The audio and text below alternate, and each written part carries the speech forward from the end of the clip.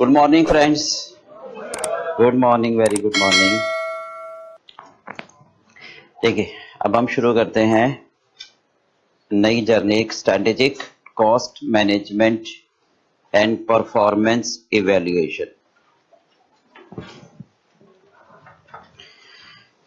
Total आपके पास 100 marks का paper होगा।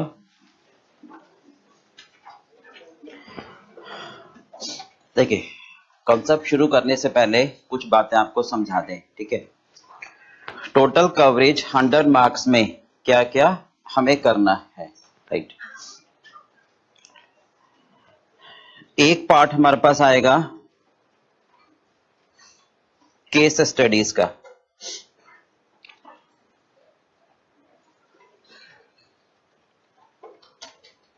राइट।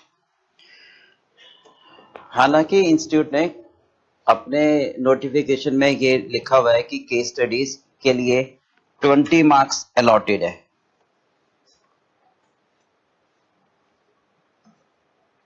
ओके, सेकंड पार्ट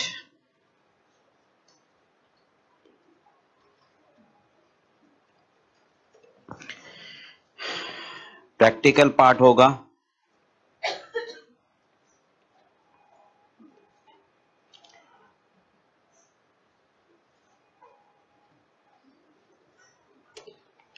और third part basically theoretical. Theory हमने लिख दिया, वैसे बेसिकली कॉन्सेप्चुअल अंडरस्टैंडिंग है ये।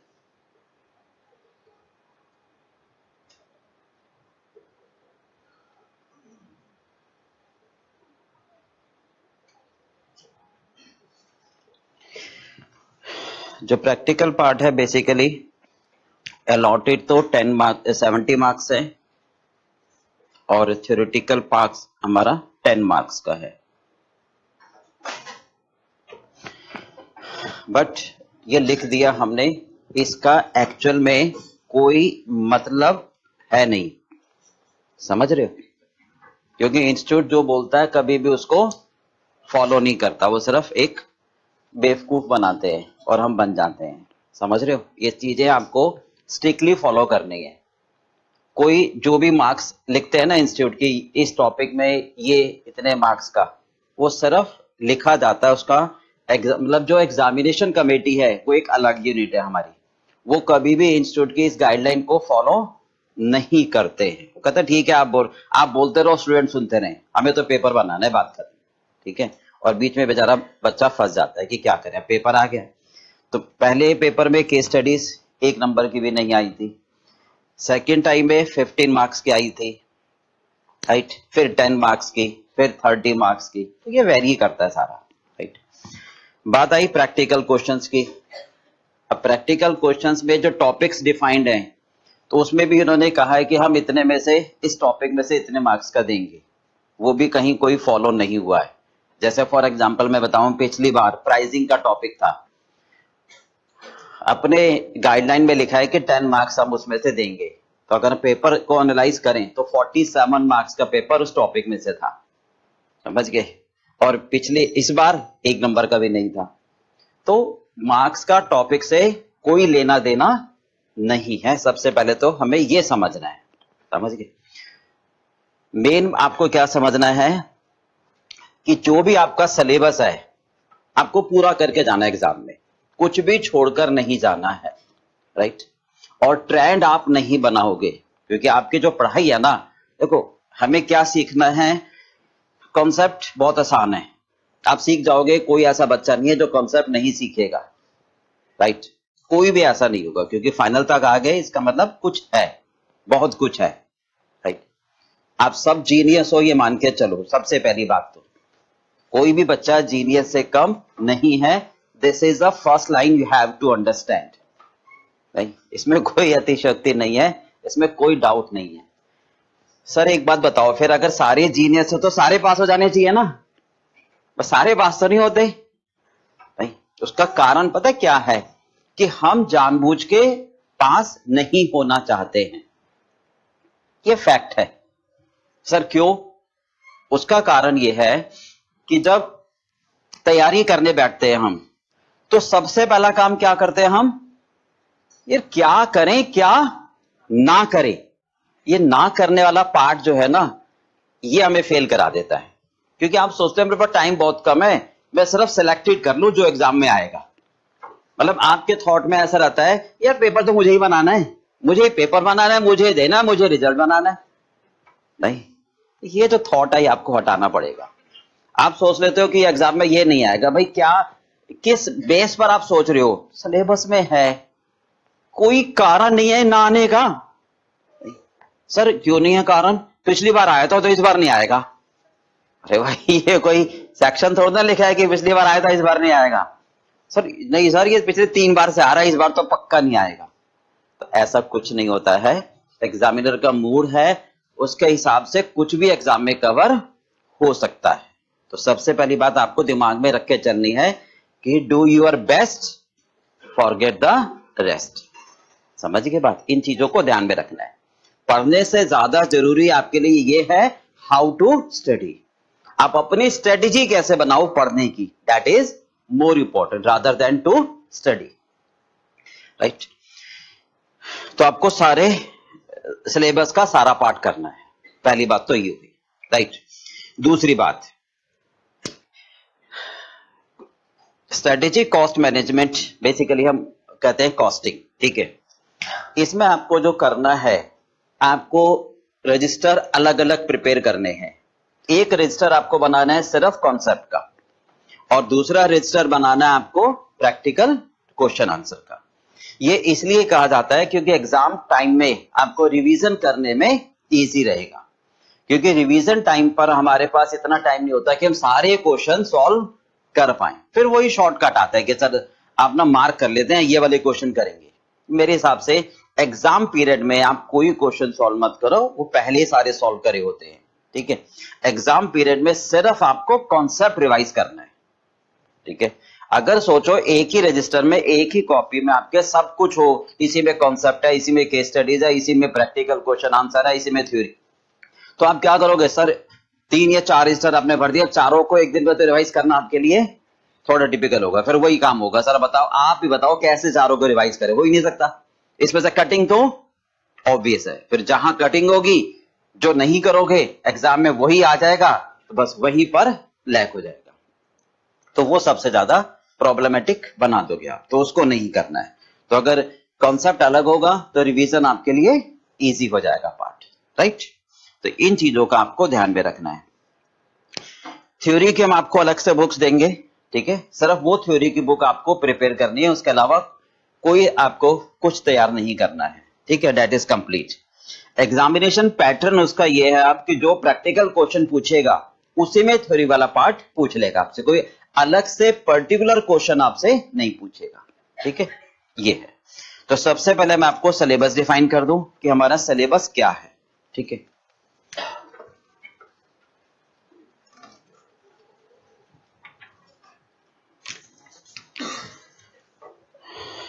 ये ना आप नोट करते जाइए साथ साथ।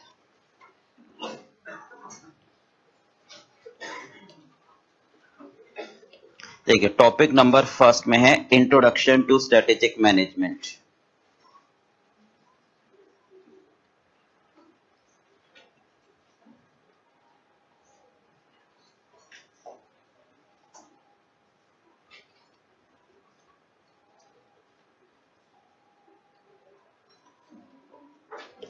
फर्स्ट टॉपिक हमारा है इंट्रोडक्शन टू स्ट्रेटेजिक मैनेजमेंट। इस टॉपिक में जो कवरेज है वो है value chain analysis,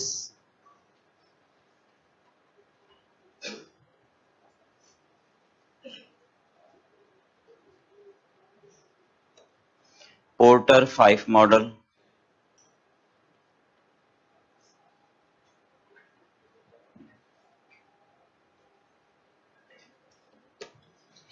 second topic में है मॉडर्न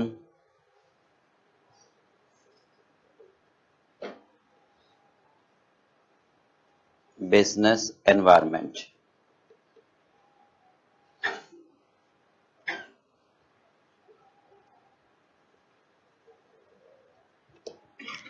इसमें है coverage TQM, total quality management, theory of constraint,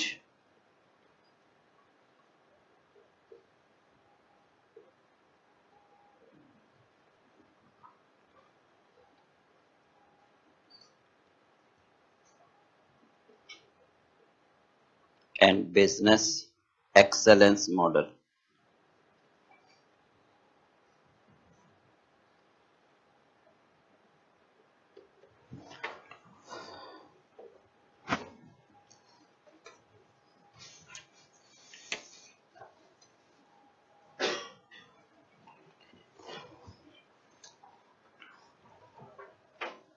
ऐसे ही खोलते हैं।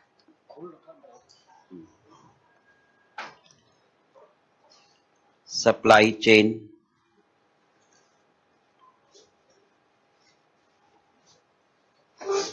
and gain sharing management.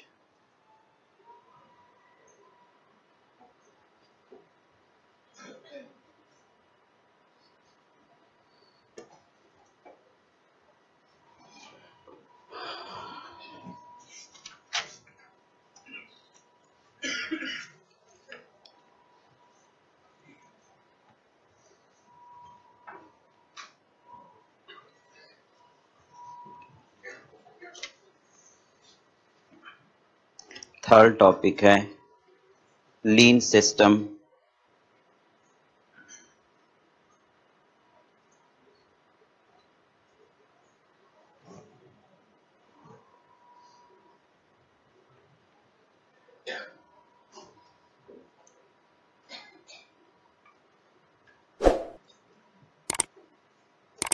इसमें कवरेज है just in time,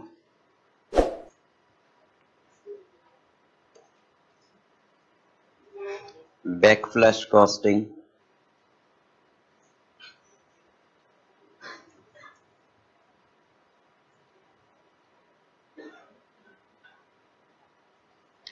concept of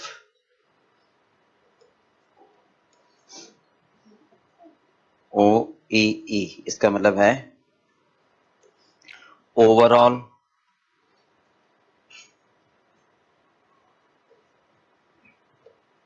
equipment efficiency.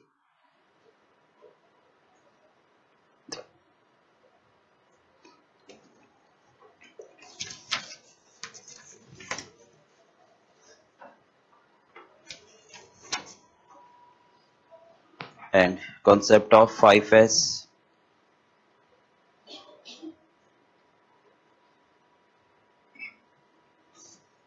Six Sigma,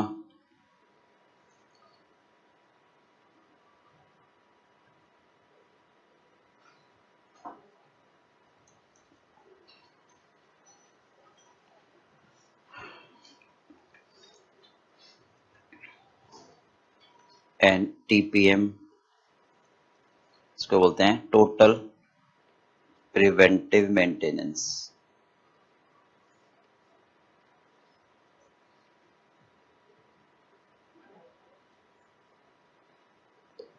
and business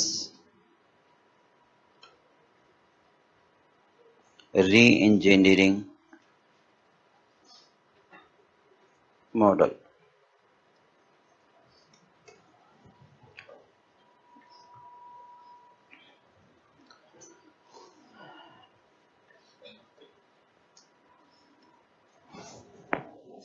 fourth है cost management technique,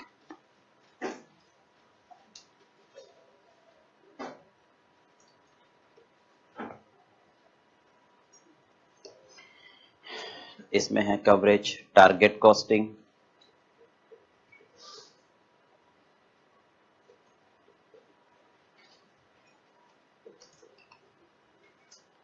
life cycle costing,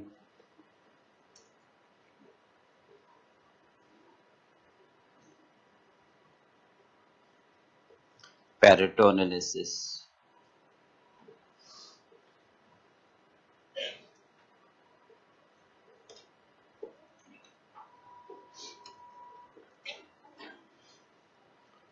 and environmental management accounting।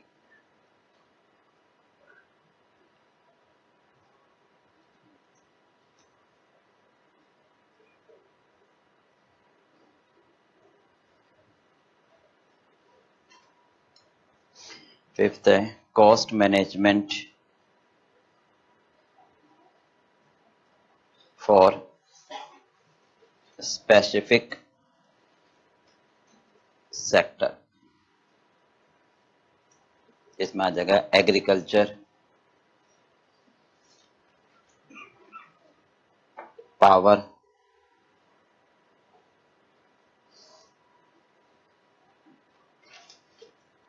And service sector.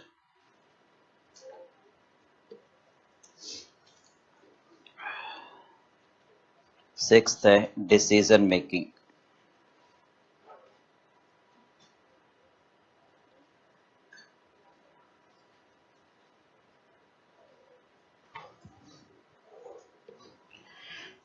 Decision making में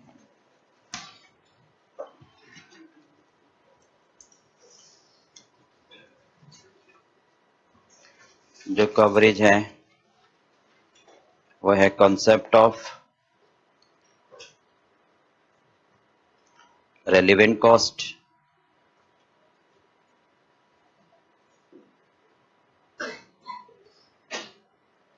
make और buy decision,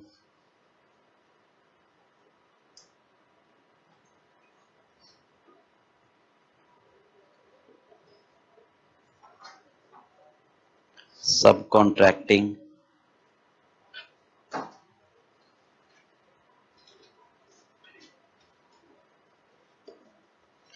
की factor decision,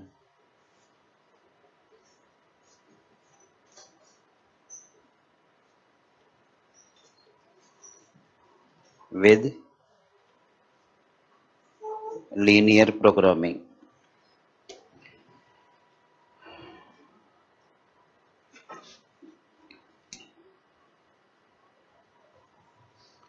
and break even point analysis.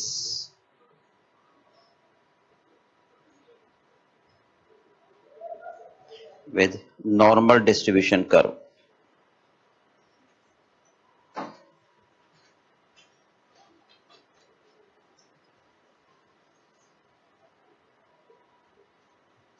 इसको हम short में CVP analysis भी कहते हैं, कॉस्ट वॉल्यूम प्रॉफिट एनालिसिस।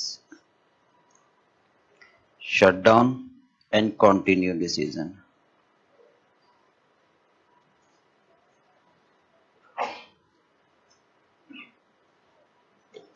ये सारा आएगा डिसीजन मेकिंग के टॉपिक में। फिर है सेवंथ प्राइसिंग।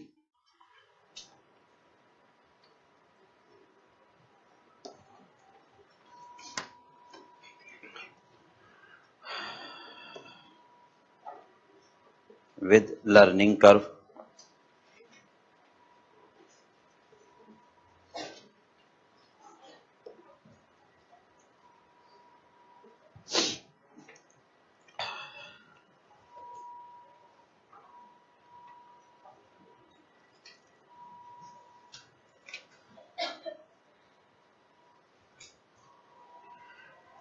एट्थ होगा performance evaluation.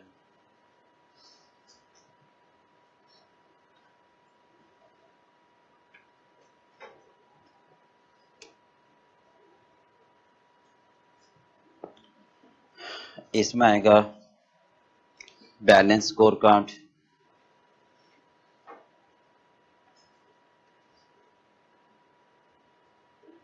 Benchmarking,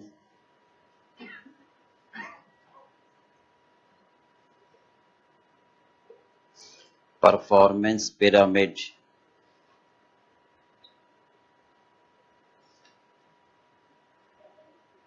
performance prism और पिरामिड।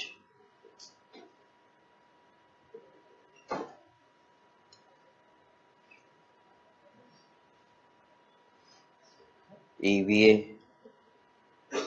इकोनॉमिक वैल्यू एडेड कहलाता है।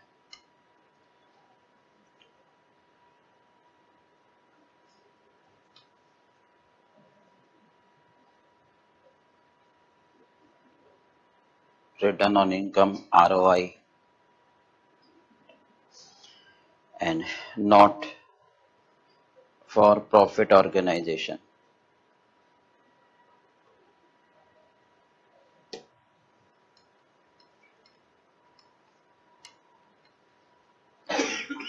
9th होगा ट्रांसफर प्राइस।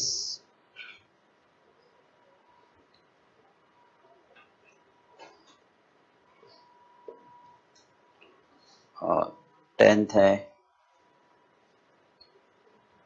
बजटरी कंट्रोल और 11th है स्टैंडर्ड कॉस्टिंग।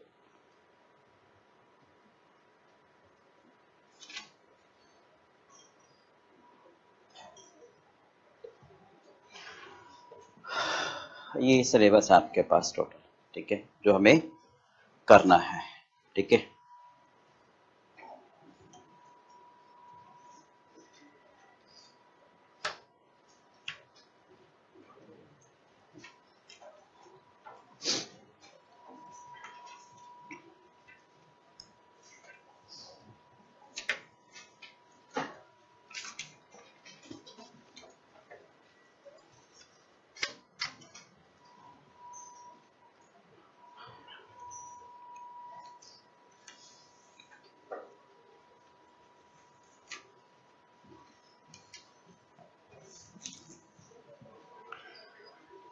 हो गया, आज नोट कर लिया सबने।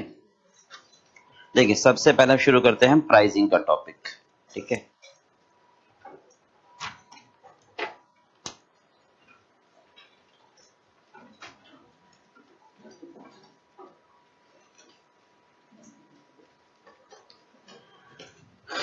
देखिए दो बातें ध्यान से समझना, costing, strategic cost management, performance evaluation, सबसे आसान पेपर है आपका, समझ गए। सबसे पहले तो इसको दिमाग में रखो, बहुत इजी पेपर है, एग्जाम में भी बहुत इजी क्वेश्चन आते हैं, कोई टफ नहीं आते, बट कुछ बातें हमें और ध्यान में रखनी है, राइट। आपने इंटर में आईपीसीसी में भी कॉस्टिंग पढ़ी है, ठीक है। उस कॉस्टिंग का और इस कॉस्टिंग से कोई लेना देना नहीं है, वो कुछ और थी, ये कुछ और है, पहली बात तो ये ध्यान रखना, ठीक है। कई बार आपके दिमाग में होता है ना कॉस्टिंग पढ़कर आए सर, अब थोड़ा सा एडवांस जाए, वो मतलब एडवांस वर्ड की बात ही नहीं है, ये बेसिक है, ऐसे समझो। कोई एडवांस की थोड़ी साइकोलॉजिकल बन जाता है एडवांस, ऐसा कुछ नहीं है, बट डिफरेंट है और उससे आसान है, बट डिफरेंट वे में है, राइट। कैसे सर?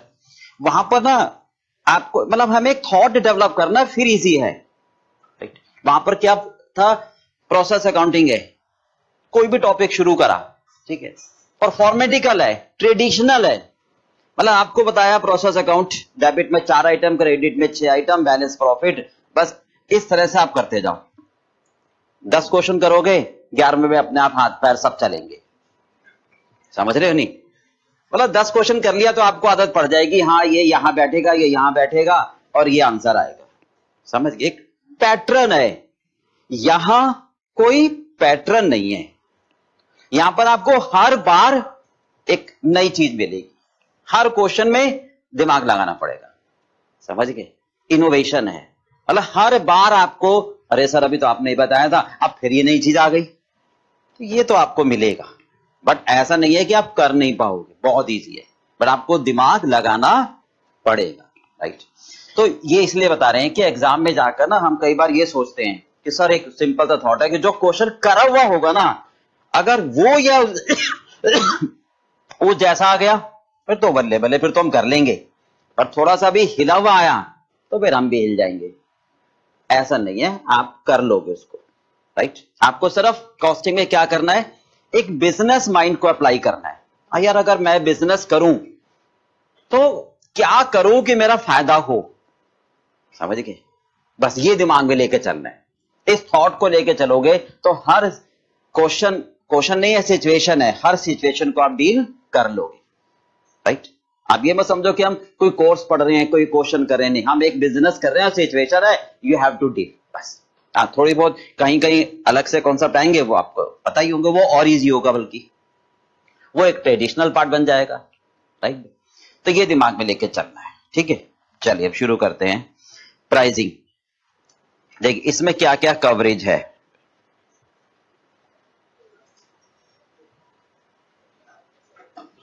अच्छा एक बात और बता दूं आपको, जो केस स्टडीज हम कराएंगे आपको, जितनी भी आपको केस स्टडीज कराई जाएंगी, उसका कराने का तरीका ये होगा कि सॉल्यूशन मैं आपको दे दूंगा, राइट भाई, बुक में मैंने आपको सॉल्व करके केस स्टडी का सॉल्यूशन दे दिया है, आपको समझा दिया जाएगा यहां पर पॉइंट वाइज, ठीक है।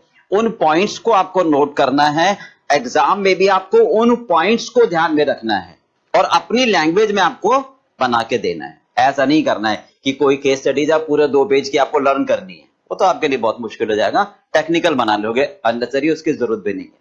और सेम केस स्टडीज तो एग्जाम में एटलीस्ट वो आपसे नहीं पूछेगा, मिलते जुलते पूछेगा थोड़ा सा, तो वो तभी कर पाओगे जब आपने कॉन्सेप्ट समझा होगा, पॉइंट्स ध्यान में रखे होंगे, तो वही पॉइंट दूसरी केस स्टडीज में भी लागू होंगे, समझ गए। तो ये तरीका होगा हमारा, ठीक है। देखिए इस टॉपिक में क्या क्या कवरेज है। सबसे पहला पॉइंट हमें करना है pricing policy,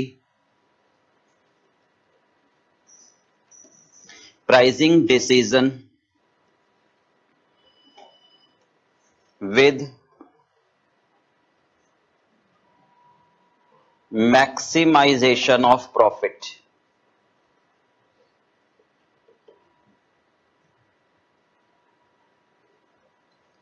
second, domestic pricing policy,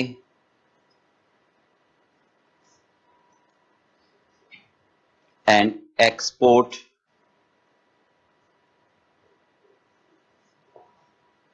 pricing policy.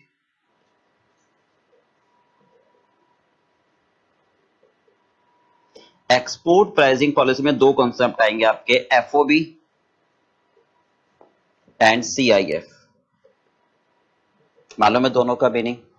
FOB का मतलब होता है नी फ्री ऑन बोर्ड, और सीआईएफ का मतलब cost, insurance and freight, export price में आता है, ठीक है। इसका मतलब होता है free on board, cost, insurance and freight, right. Pricing method,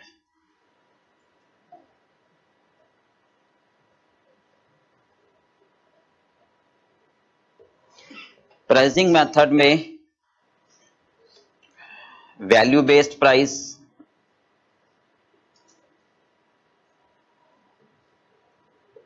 cost based price, competitive based price.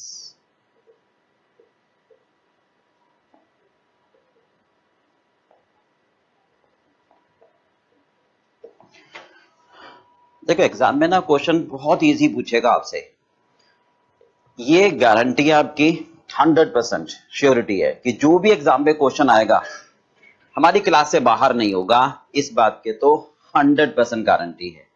आपको सिर्फ इतना करना है कि आप अपने रजिस्टर को कंप्लीट मेंटेन करोगे और एग्जाम तक उसको रिवाइज करोगे, बस, समझ गए। जैसे कहीं से भी पूछ लेगा सर कॉम्पिटिटिव बेस्ड मेथड कौन कौन से हैं, 4 नंबर का, समझ गए। तो वो अभी आपको समझाएंगे कि कंपटीशन बेस्ड प्राइस में कौन कौन से आते हैं, going rate, seal based price, ऐसे करके, समझ गए। तो वो थ्योरेटिकल पार्ट कंसेप्चुअल है, तो वो सारा हम साथ साथ करेंगे, समझ गए।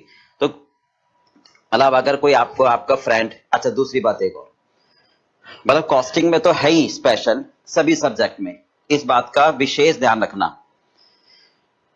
कि जब आपने कोचिंग ज्वाइन कर ली है, ठीक है, किसी भी सब्जेक्ट की, नॉट कॉस्टिंग, किसी भी सब्जेक्ट की, तो उससे रिलेटेड अब अपने जो सीनियर होंगे ज्वाइन करने के बाद उस बारे में कोई चर्चा मत करना, समझ गए। अपना फोकस करना। सर क्यों हो? उसका कारण यह है कि हमेशा यही होता है कि अरे यार इतना पढ़ने की जरूरत क्या, हम तो 1 महीना पढ़े थे पास हो गए थे, समझ रहे हो। ऐसा नहीं होता, सीए का एग्जाम 1 महीना पढ़ के पास नहीं होता, ये फैक्ट है। आप भी बाद में यही कहोगे निकलने के बाद, ये एक ट्रेडिशन है, एक बना हुआ है। तो इसलिए मतलब कोई भी बातों पर ध्यान मत दो, बस अपना फोकस करो, ठीक है। कंप्लीट स्टडी, आपको डेडिकेशन, पैशन तो इसमें चाहिए, समझ गए। हाँ जी, 4th, pricing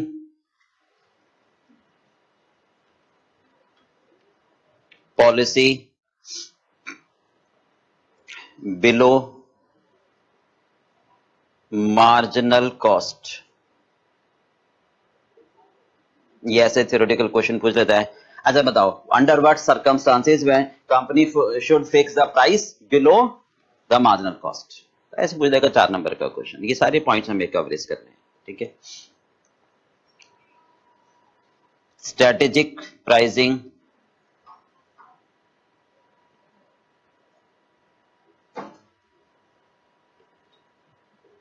for new product.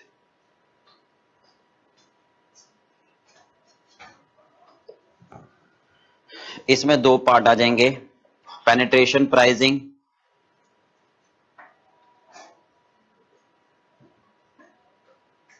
as well as scheming।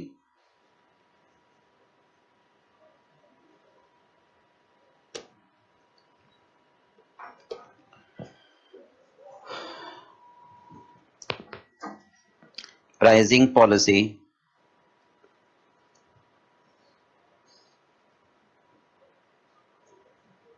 in different market situation।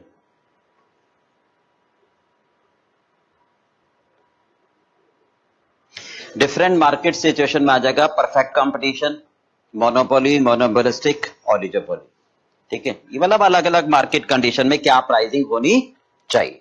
These are the points which we have to cover under the topic pricing policy, ठीक है। कोई मार्क्स की कवरेज नहीं है, इस बात का ध्यान रखना, क्योंकि बार बार स्टूडेंट पूछते हैं सर इस टॉपिक में से कितने मार्क्स का एग्जाम में आएगा, तो भाई इसका आंसर कोई नहीं है, ठीक है। पिछली बार इसी टॉपिक में से 47 मार्क्स का आया था और इस बार एक भी मार्क्स का नहीं आया, तो उससे पहले 10 का आया था, उसके पहले 20 का, तो कोई ट्रेंड नहीं है इनका, ठीक है। तो आपको तो सारा करना है, इस बात का विशेष ध्यान रखना, ठीक है। चलिए सबसे पहले हम शुरू करते हैं first point, pricing decision with maximization of profit. देखिए सबसे पहले ही ध्यान रखना, प्राइसिंग को हम डिफाइन करते हैं कि सर प्राइसिंग का मतलब क्या होता है। प्राइसिंग पॉलिसी एक मोस्ट इंपॉर्टेंट क्रूशियल डिसीजन है किसी भी कंपनी का, जो उसके लॉन्ग टर्म सर्वाइवल पर इफेक्ट करता है। सोचो अगर हम जो प्रोडक्ट बेच रहे हैं, हम जो सर्विस दे रहे हैं, अगर उसकी प्राइसिंग हम गलत फिक्स कर दें, मतलब गलत पैसे कस्टमर से ले ले, तो क्या होगा, हमें प्रॉफिट कम होगा या लॉस होगा, राइट। तो हमारी कंपनी, हमारी एंटरप्राइजेस लॉन्ग टर्म में डूब जाएगी, लॉन्ग टर्म सर्वाइव हम नहीं कर पाएंगे। यानी इसका मतलब हमें लॉन्ग टर्म सर्वाइवल के लिए हम जो प्रोडक्ट बनाकर बेच रहे हैं, हम जो सर्विस दे रहे हैं, उसकी प्राइस सही होनी चाहिए। अब सर इसका मतलब ज्यादा रखें, ज्यादा रखोगे तो कस्टमर इंटॉलरेंस है वो दूसरे के पास चला जाएगा तो उसका ना ऐसी प्राइसिंग स्ट्रेटेजी होनी चाहिए। स्ट्रेटेजी का मतलब प्लान, स्ट्रेटेजी का मतलब ऐसी योजना बनाओ, ऐसी प्राइसिंग रखो कि कस्टमर आपके पास आए, राइट। तो what should be the pricing policy. पर उसमें प्रॉफिट कम हो तो हम नहीं रह पाएंगे, राइट। ज्यादा प्रॉफिट हो तो कस्टमर नहीं आएगा, तो एक बैलेंस होना चाहिए। तो सबसे पहली बात यह कि pricing is the most important and crucial decision for the firm which they have to take, which will affect the long term survival of the company, right। लिख लीजिए इसकी डेफिनेशन। देखिए प्राइसिंग की, pricing decision is one of the, just write down, pricing decision is one of the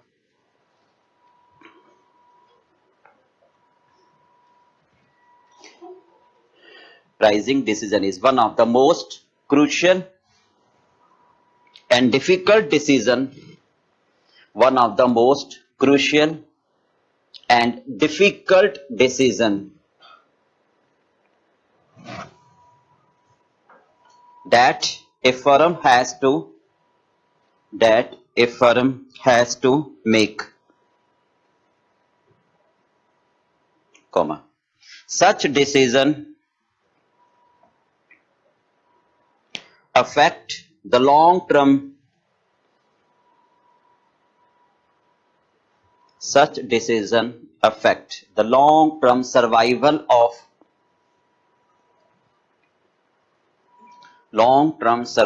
of profit oriented enterprises। मतलब ये decision हमारा इतना crucial है कि हमारे लॉन्ग टर्म सर्वाइवल पर इफेक्ट करता है, और किस पे, जो हमारा प्रॉफिट कमाने वाला है, राइट। हर एक के लिए नहीं, जो नॉन प्रॉफिट ऑर्गेनाइजेशन उनके लिए नहीं, उनका तो बेसिक पर्पस सेवा करना है, उनकी बात नहीं कर रहे हैं। हम किसकी बात कर रहे हैं? Profit oriented, right. दूसरी बात, ये जो बेसिकली डेफिनेशन होती हैं या जो वर्ड्स होते हैं इनको ध्यान से लिखना, पहले ध्यान से पढ़ना। एक वर्ड भी आपका गलत पूरे सेंटेंस को गलत दिखा देगा। कैसे? आपने सबसे लास्ट में क्या लिखा है? Profit oriented enterprises. कई बार बच्चे क्या लिखते हैं? कंपनी लिख देते हैं यहां पर, प्रॉफिट ओरिएंटेड कंपनी, तो वो इंटरप्रिटेशन गलत हो जाएगी। चलो क्यों गलत हो जाएगी बताओ? Enterprises include company, firm, individual, partnership. समझ गए? अगर आप कंपनी लिखोगे इसका मतलब आप सिर्फ किस पर कॉन्सेंट्रेट कर रहे हो? कंपनी। आप कह रहे हो कि भैया कोई पार्टनरशिप फर्म आएगी तो मैं उसके लिए काम नहीं करूंगा, तो ये गलत हो जाएगा ना। तो ये कुछ वर्ड्स होते हैं जो आपको ध्यान में रखने हैं, समझ गए? आप फिर बाद में यही एक कंप्लेन करते हो कि सर देखो मेरा आंसर सजेस्टेड के आंसर से मैच कर रहा है फिर भी मुझे 0 दिया। नहीं, तो ये ऐसा नहीं है, हर बार ऐसा नहीं होता है। 1 लाख में सिर्फ एक बार मैं मानता हूं होता है, पर नॉर्मली यह बहुत ज्यादा बार ऐसा नहीं होता है। हम जो लिखते हैं उसकी एग्जैक्ट इंटरप्रिटेशन वो नहीं होती है जो वो मांग रहा है, समझ गए? और एग्जामिनर के पास इतना टाइम भी नहीं होता है कि वो अब उस पर सर्कल करके उसको करेक्ट करे, समझ गए जी? तो ये थोड़ा सा आपको अच्छी तरह से ध्यान में रखना होगा। चलिए, तो सबसे पहला पार्ट लिखे हेडिंग में, profit maximization model. Profit maximization model.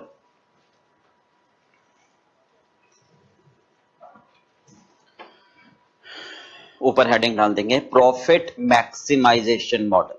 मतलब हमारा बेसिक पर्पस क्या होगा? हम प्राइस वहां फिक्स करना चाहते हैं जहां पर हमारा प्रॉफिट सबसे ज्यादा हो, राइट भी? तो देखिए थोड़ा सा ट्रेडिशनल है ये। क्या कहते हैं? Profit maximization. प्रॉफिट कब मैक्सिमाइज होगा? आपने पढ़ा हुआ है पहले इकोनॉमिक्स में, profit would be maximized when, हाँ जी, मार्जिनल रेवेन्यू किसके बराबर होती है? Marginal cost, right. हमारा प्रॉफिट सबसे ज्यादा कहां पर होगा? वो प्राइस मैं फिक्स करना चाहता हूं फर्स्ट टाइम में। तो सिंपल सी बात है, प्रॉफिट कब होगा मैक्सिमाइज? जहां पर मेरी मार्जिनल रेवेन्यू किसके बराबर हो? मार्जिनल कॉस्ट के, राइट भाई।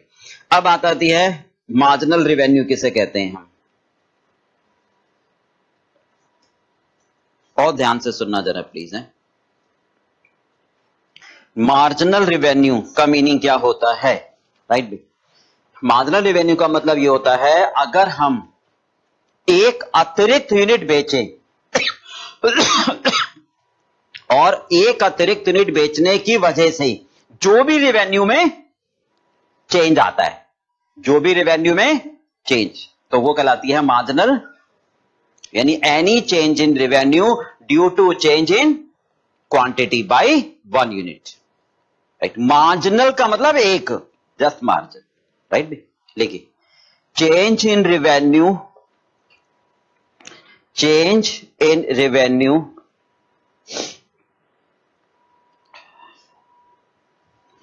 Due to change in quantity sold,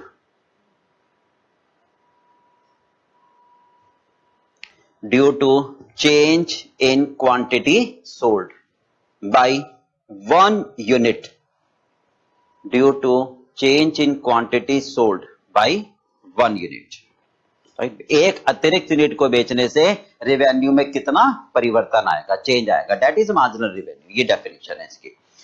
mathematically बात करें,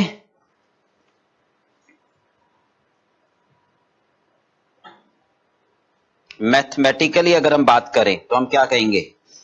डेरिवेटिव ऑफ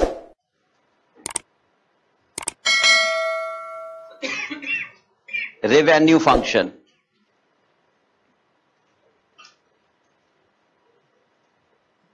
रेवेन्यू फंक्शन का डेरिवेटिव कहलाता है मार्जिनल रेवेन्यू। अब ये डेरिवेटिव क्या होता है? अगर 12th में मैथमेटिक्स पढ़ा है तो आपको मालूम होगा, नहीं पढ़ा है तो मैं आपको शॉर्ट में समझा दूंगा जितना हमें यहां पर चाहिए, समझ गए? नहीं पढ़ा कोई प्रॉब्लम की बात नहीं है, जितना मुझे चाहिए मैं आपको यहां पर समझा दूंगा, पढ़ा है देन ओके, फिर तो इजीली हो जाएगा, कोई प्रॉब्लम नहीं है। चलिए दोनों तरीके से समझते हैं। फर्स्ट, ये सेकंड हुआ। फर्स्ट हमने डिफाइन कर दिया, change in revenue due to change in quantity by 1 unit. तो फर्स्ट वाला समझते हैं पहले, राइट भी। फर्स्ट वाला क्या है, change in quantity, sorry change in revenue due to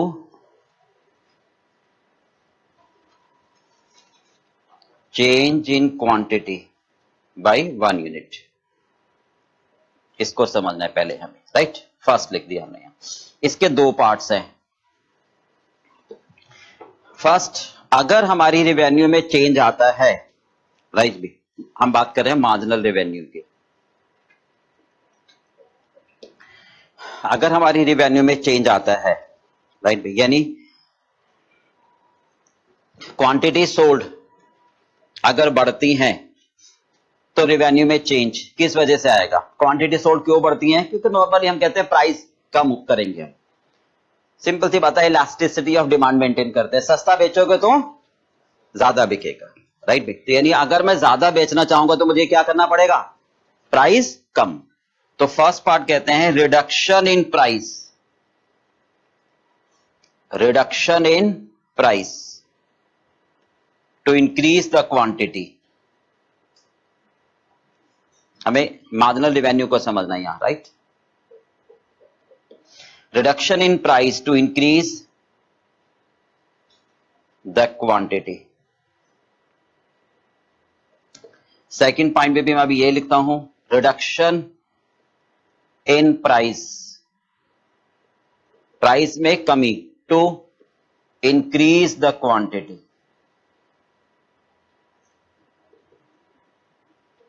दोनों सेम लिख दिए हमने, राइट। ध्यान से सुनना। फर्स्ट में हम कहते हैं do not maintain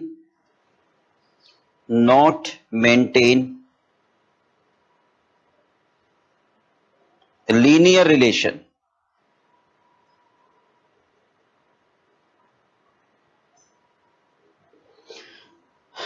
maintaining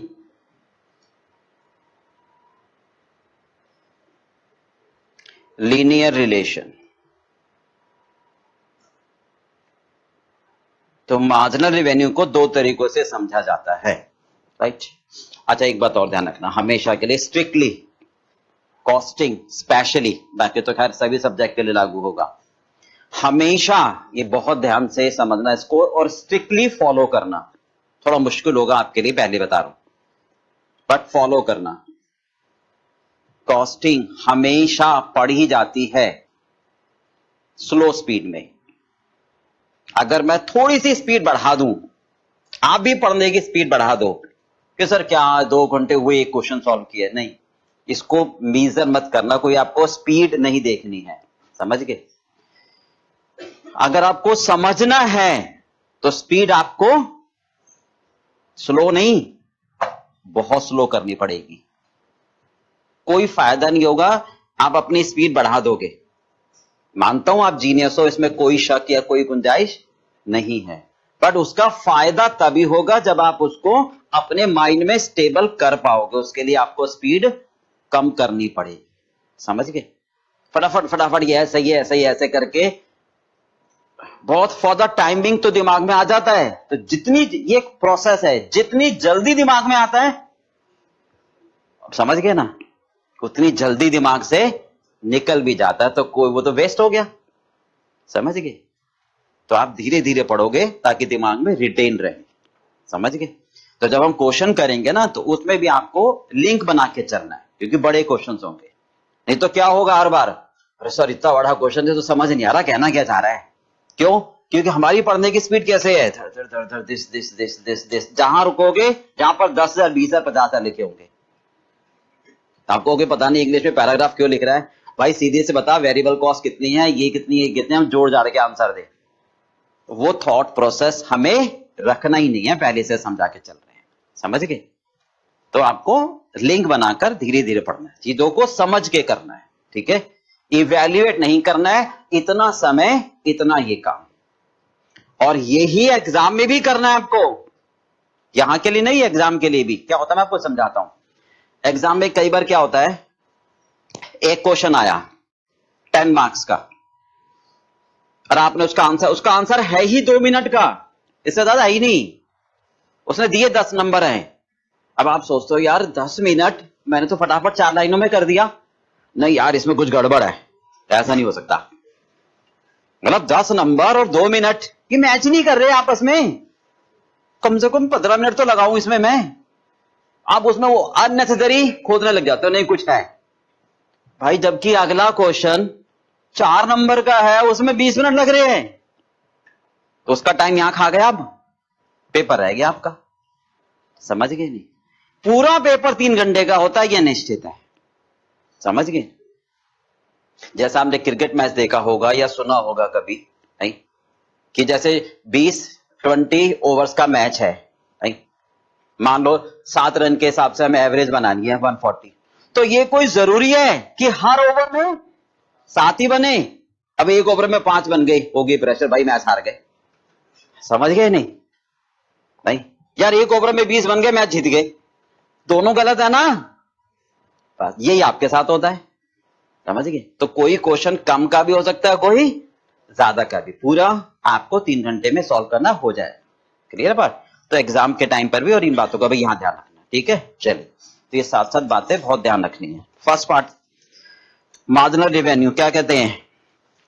first point जल्दी, कोई लीनियर रिलेशन मेंटेन नहीं होता है, राइट बे? तो क्या मतलब है? चेंज इन रेवेन्यू, क्योंकि हम प्राइस सस्ता कर रहे हैं। फॉर एग्जाम्पल अगर हम बात करें, वो कहता है क्वांटिटी मैं बढ़ा रहा हूं। क्यों बढ़ा रहे हो क्वांटिटी? ज्यादा बिक रही है, क्योंकि प्राइस आप कम कर रहे हो। ध्यान से, अगर मैं सोचता हूं कि सर 100 रुपए प्राइस रखूं अपनी, या 10 रुपए, या चलो 10 क्वांटिटी बेचता हूं और प्राइस रखूं मैं 150, राइट बे? प्राइस में क्या करूं? कम, तो मेरी क्वांटिटी बढ़ेंगी, राइट बे? प्राइस में करता हूं 140, राइट, 125, 110, तो मेरी क्वांटिटी बढ़ रही है, राइट? प्राइस कम कर रहे हो तो क्या हो रहा है? क्वांटिटी बढ़ रही है। अब ध्यान से देखो, इस एग्जांपल में क्या नजर आ रहा है? आपस में दोनों का कोई लीनियर रिलेशन नहीं है। Are you getting the point?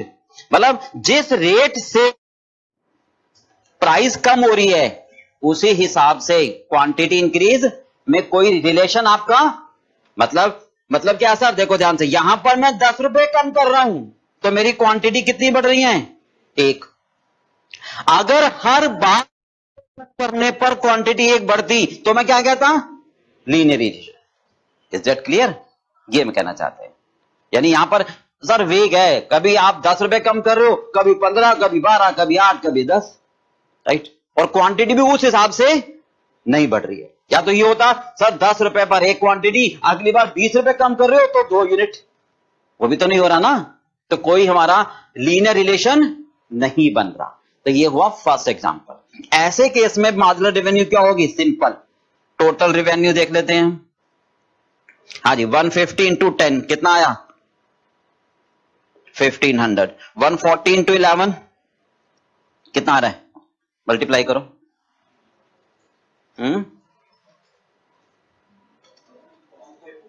1540। 125 into 13 1625। 15 into 110, हाँ 1650। तो change in revenue due to change in quantity, right बे? तो ये कहलाएगा आपका मार्जिनल रेवेन्यू। कितनी आ गई? 40। यहां पर कितनी आई? चेंज इन रेवेन्यू, हाँ जी 85। यहां पर 25। तो ये सिंपल कहलाएगा हमारा मार्जिनल रेवेन्यू। क्लियर बात बे? हाँ, ये कहलाएगा फॉर 1 यूनिट, ये कहलाएगा फॉर 2 यूनिट, ये कहलाएगा फॉर 2 यूनिट। क्लियर बात बे? This is the simple process. But ये कब होगा? फर्स्ट एग्जांपल है, फर्स्ट का मतलब जब हमारा कोई लीनियर रिलेशन नहीं है। बिल्कुल क्लियर है तक? आगे चले? कोई डाउट हो तो वहीं रोक देना, भाई पूछ लेना। सेकंड पार्ट पर आते हैं, जल्दी लिखिए। Example number second, when maintain linear relation.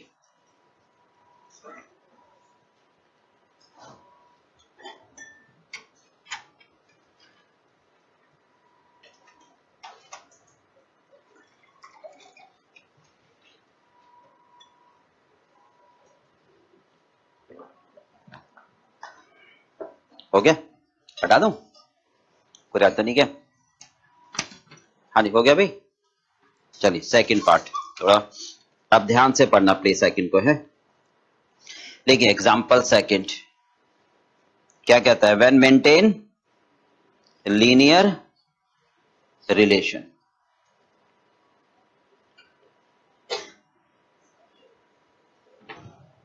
हाँ जी, जब हम लीनियर रिलेशन मेंटेन कर पाते हैं तब। देखिए चल ध्यान से, फॉर एग्जांपल अगर हम बात करें quantity sold, selling price,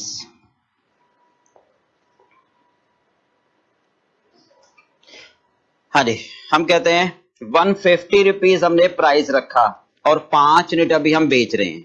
okay, अगर हम प्राइस कम करते हैं, प्राइस हम क्या करें, कम करें, 10 रुपए कम करें तो मेरी क्वांटिटी 1 बढ़ जाती है। फिर 10 रुपए कम करें, फिर 1 क्वांटिटी बढ़ जाती है। फिर 10 रुपए कम करें तो 1 क्वांटिटी बढ़ जाती है। इस तरह से चल रहा है। तो ये हमारे पास क्या बन रहा है, लीनियर रिलेशन, राइट बे। यहां पर हमारा मार्जिनल रेवेन्यू का कंसेप्ट थोड़ा सा चेंज है, डायरेक्ट ऐसे नहीं चेंज इन रेवेन्यू, राइट। अब ध्यान से समझना, what is the meaning of marginal revenue here, क्या कहना चाहते हैं। यहां पर हम ये थॉट रखना चाहते हैं कि सर जब लीनियर रिलेशन मेंटेन होता है तो एक प्रिसेप्शन बनी हुई है क्या, कि सर आपने प्राइस कम करी तो आपका 1 यूनिट बढ़ गया, यानी एक ट्रेंड बन रहा है ना। तो जब ट्रेंड बन रहा है तो there is no need to change the price. आपकी क्वांटिटी वैसे भी बढ़ जाती है, आपको समय का वेट करना चाहिए था। ये थॉट बनता है हमारा। तो यहां पर अब हम क्या कहेंगे, मार्जिनल रेवेन्यू, ध्यान से देखो 6 यूनिट पर हम कहेंगे, ध्यान से सुनना, ये फर्स्ट कि सर 6 यूनिट पर प्राइस क्या है हमारे पास, 140। मतलब पहले 5 बेच रहे थे, कितने रुपए पर, 150 पर। अब आपने 10 रुपए कम करे तो आपका 1 यूनिट ज्यादा बिका, राइट भी। इसका मतलब एक्स्ट्रा रेवेन्यू कितनी आई आपके पास, इसका मतलब एक्स्ट्रा रेवेन्यू कितनी आई सर, 140 यूनिट ज्यादा है, सॉरी 140 रुपीज ज्यादा है। कितने यूनिट पर, 6ठे यूनिट पर, राइट भाई, ऑन 6th यूनिट। 6ठे यूनिट पर आपके पास 140 रुपए फालतू आए, राइट भाई। क्यों फालतू आए, क्योंकि आपने प्राइस को कम किया, राइट भाई, ध्यान से। बट इसको प्राप्त करने में, इन ऑर्डर टू रिसीव 140, आपने क्या करा, 10 रुपए कम करे और 1 यूनिट आपने ज्यादा बेचा। तो ये मार्केट परसेप्शन है, एक कन्वेंशनल धारणा है क्या, कि सर आपने प्राइस अननेसेसरी कम किया है, आपको इसकी जरूरत नहीं थी। अगर आप वेट करते तो 6 यूनिट आपके 150 रुपए पर बिक जाते, राइट। और आपने 6 के 6 कितने पर बेचे, तो आपको लॉस हुआ। कितना लॉस हुआ, due to reduction in price. ये आपको कैलकुलेट करना होगा। आपने 6 यूनिट बेचे, किस रेट पर बेचे, 140 पर अगर आप वेट करते तो पूरे के पूरे 6 बिक जाते 150 पर। कितनी रेवेन्यू आती, तो आपको 60 रुपए का क्या हुआ, लॉस हुआ। तो इसका मतलब 140 रुपए का फायदा तो हुआ बट 60 रुपए का लॉस। तो अतिरिक्त रेवेन्यू कितनी आई, that is called marginal revenue, that is called marginal revenue, right. ये कब होगा ऐसा, जब लीनियर रिलेशन मेंटेन होगा, राइट। चलिए सेम पैटर्न पर जरा करोगे सेकंड में, कितना आएगा जल्दी करके दिखाओ, यहां कितनी आएगी क्विक।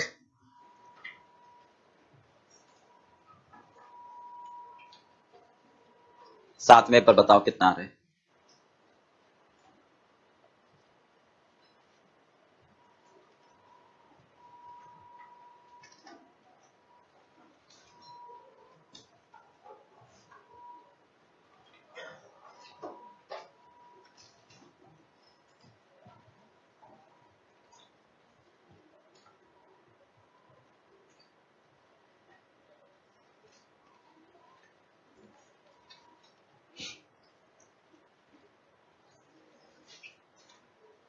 हाँ जी कितना है बताओ, हाँ जी क्या कहोगे।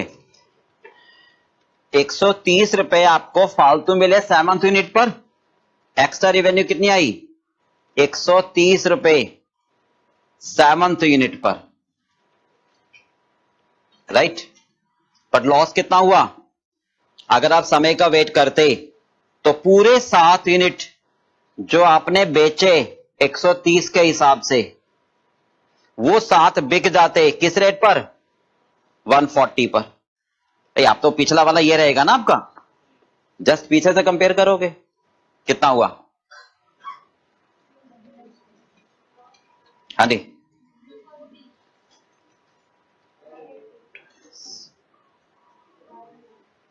कितने का लॉस, हाँ जी तो नेट 60 रुपीज, ये कहलाएगी मार्जिनल रेवेन्यू। चलिए 8th पर निकालो जरा।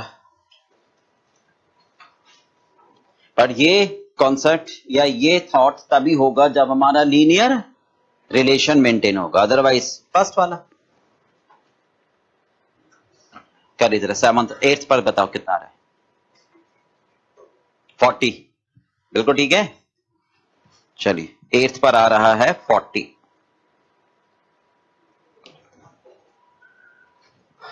हाँ जी आगे बताओ। 9th पर 20, बिल्कुल ठीक है।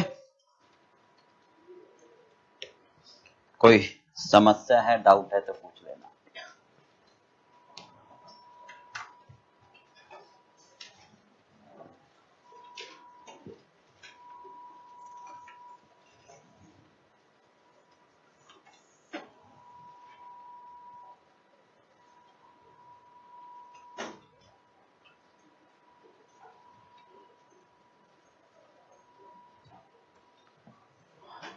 आज हो गया, कोई डाउट तो नहीं किसी को।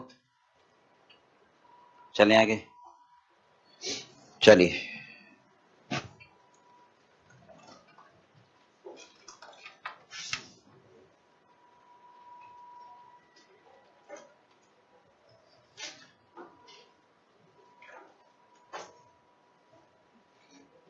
हो गया भाई, कराऊं रिपीट तो नहीं कराऊं, पक्का। चलिए अब आते हैं मार्जिनल कॉस्ट।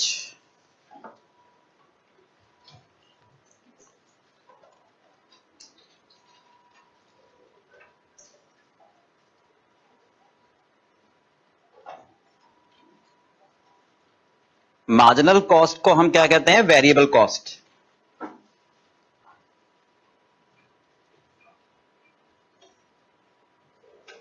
हाँ जी, वेरिएबल कॉस्ट में change in cost due to change in quantity by per unit, right. देखिए चेंज इन कॉस्ट,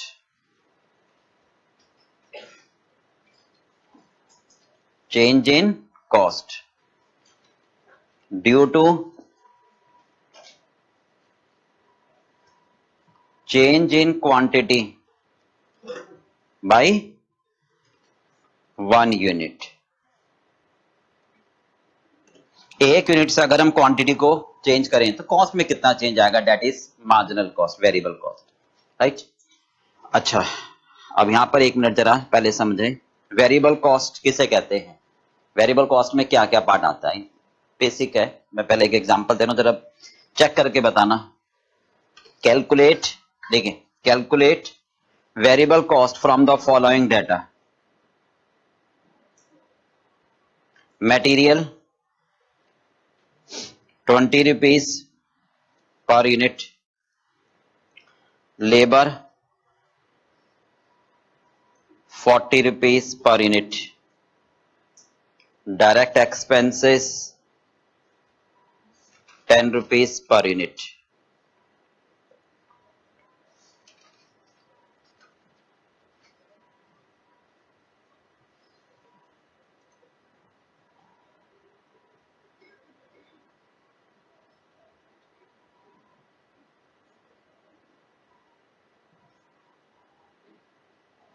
हाँ जी, ये आपके पास डिटेल है। ओके, क्वांटिटी हम बना रहे हैं फिलहाल 1000। ओके, जरा फटाफट बताओ वेरिएबल कॉस्ट कितनी होगी 1000 यूनिट की, बताना जल्दी।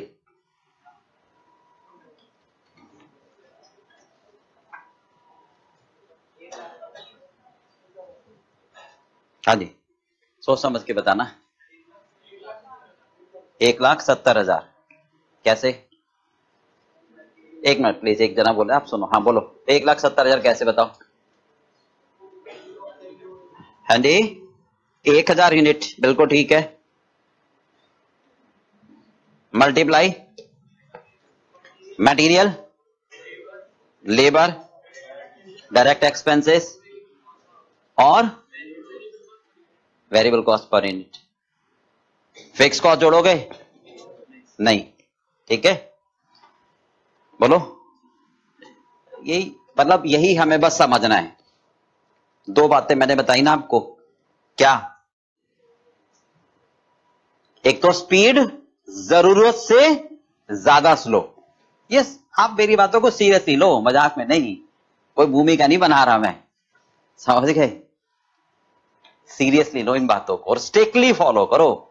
बहुत मतलब आसान नहीं है पेपर, बहुत आसान है, समझ गए? बट हमारी प्रॉब्लम क्या होती है, सर सीए कर रहे हैं इतना आसान कैसे बना ले? ऐसा नहीं ना, ये बहुत आसान है, बट सावधानी हटी दुर्घटना घटी, और पता नहीं दुर्घटना कितनी लंबी ले जाएगी, समझ गए? Are you getting my point? Exam में भी ना ऐसे ट्रिक खेलता है वो, राइट? क्या होता है, हम ना जल्दी में रहते हैं, वेरिएबल पढ़ा बस, समझ गए? तो बैक ऑफ द माइंड में आता है कि 100 क्वेश्चन करें ऐसे ही, तो 101 भी ऐसा ही होगा। इसको हटाओ, वेरिएबल के आगे क्या लिखा है? कॉस्ट लिखा है, यानी variable cost include direct material, direct labour, direct expenses and variable overhead. समझ गए नहीं? तो ये इंक्लूड है इसमें, ऐसा एग्जाम में देगा आपको, राइट भी? 1 लाख होगा। कब होता? 170 रुपए, जब ये वेरिएबल ओवरहेड लिखा होता। एक वर्ड चेंज करेगा, सारा चेंज हो जाएगा, समझ गए? तो आप कहोगे variable cost include direct material, direct labour, direct expense, यानी प्राइम कॉस्ट, यानी प्राइम कॉस्ट,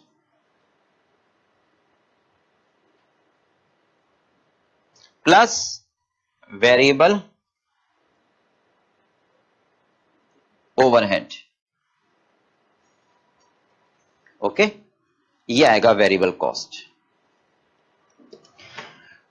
तो variable overhead is a part of variable cost, these are not interchangeable term, क्योंकि प्राइम कॉस्ट कभी जीरो नहीं हो सकती, ठीक है?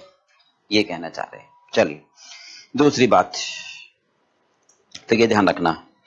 हाँ जी, variable cost mathematically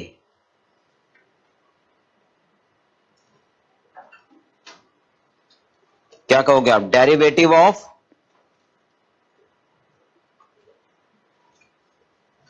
total cost function. Marginal revenue, revenue function का derivative, marginal cost, total cost function का derivative, right?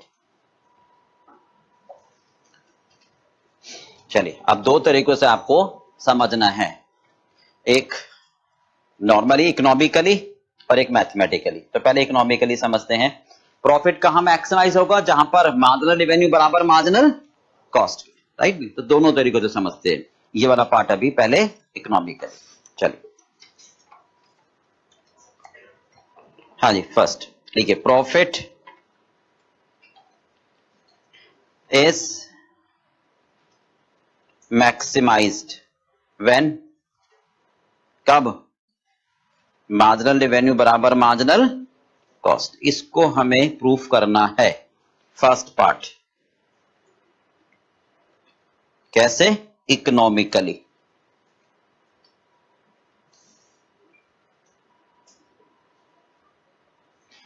Second, mathematically.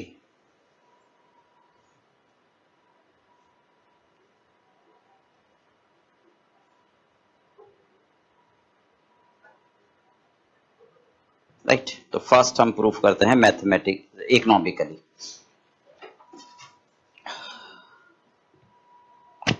First proof करते हैं इकोनॉमिकली। देखिए फर्स्ट, हाँ जी लिख लिया। एग्जाम्पल लेते हैं हम, राइट भी, कॉलम बना लो आप। Selling price, quantity sold, variable cost. First column लेते हैं selling price, quantity sold,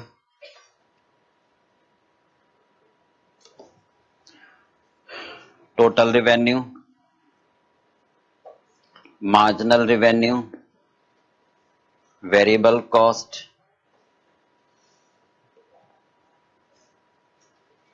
contribution, fixed cost, and then profit.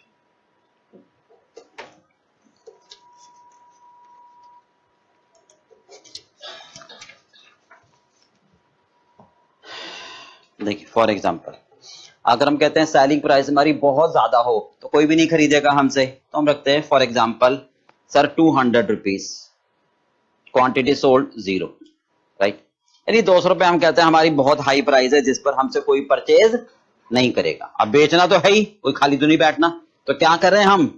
कम कर रहे हैं 190, तो 1 यूनिट बिक रहा। हम लीनियर रिलेशन की बात कर रहे हैं, राइट।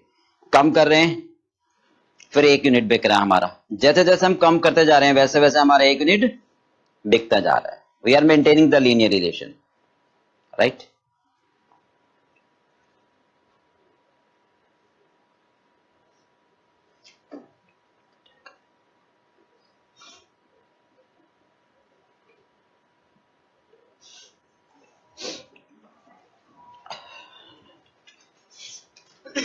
हाँ जी, 1 यूनिट हमारा बढ़ता जा रहा है। 200 पर 0, 1 2 3 4,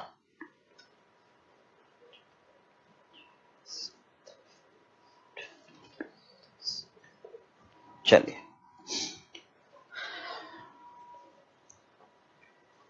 हाँ जी। अब देखिए मार्जिनल रेवेन्यू क्या होगी, टोटल रेवेन्यू बना लेंगे। बताइए फर्स्ट पॉइंट पर मार्जिनल रेवेन्यू क्या होगी, करो जरा अपना। अगर हम 1 यूनिट ज्यादा बेच रहे हैं तो सर 190 हमें ज्यादा मिल रहे हैं, राइट भाई। वर्किंग ग्रुप में पहला समझाते हैं, राइट। सर 190 रुपीज मुझे ज्यादा मिल रहे हैं, एक्स्ट्रा रेवेन्यू, अगर मैं 1 यूनिट बेचता हूं तो। बट मुझे 10 रुपए कम करने पड़े तब 1 यूनिट बिका। तो हमारी मार्केट सिचुएशन कहती है कि आपने 10 रुपए बेकार में कम करे, वेट करते तो 200 रुपए पर ही आपका 1 यूनिट बिक जाता, लॉस हुआ। जो आपने 1 यूनिट बेचा कितने में, 190 में, वही कितने में बिक जाता, 200 में बिक जाता। तो आपको लॉस कितने का हुआ? तो मार्जिनल रेवेन्यू कितनी आई? हाँ जी, मार्जिनल रेवेन्यू आपके पास आ गई कितनी, 180। करिए सेकंड में करना।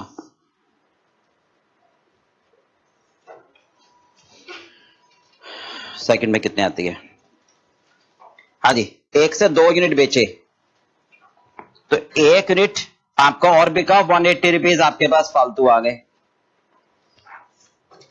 भाई आपने 10 रुपए कम करे और 2 यूनिट बेचे तो 180 रुपीज के हिसाब से 1 यूनिट पर, सेकंड यूनिट पर फालतू पैसे मिल गए आपको, राइट। ये सेकंड यूनिट है।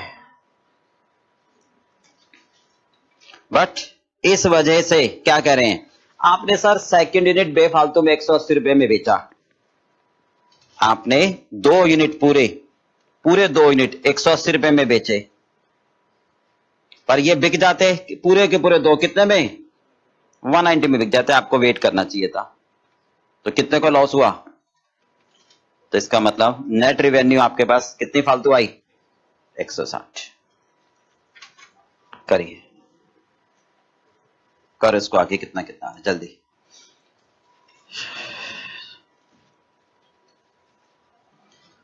करो, मार्जिनल रेवेन्यू का कॉलम पूरा कर दो।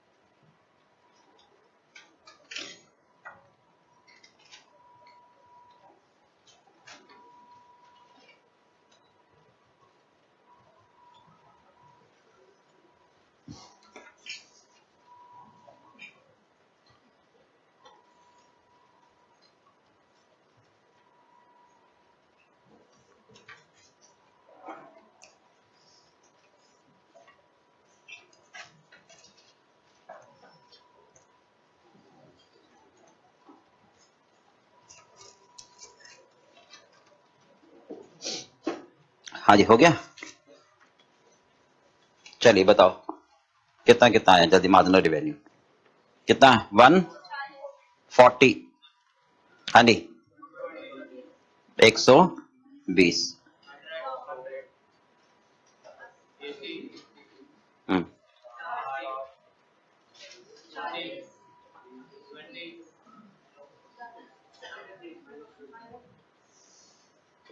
चलिए हो गया।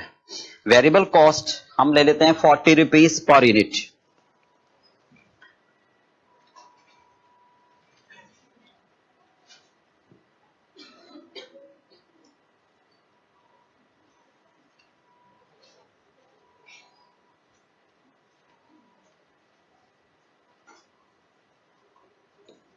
हाँ जी, फिक्स कॉस्ट ले लेते हैं हम 100 रुपीज टोटल में।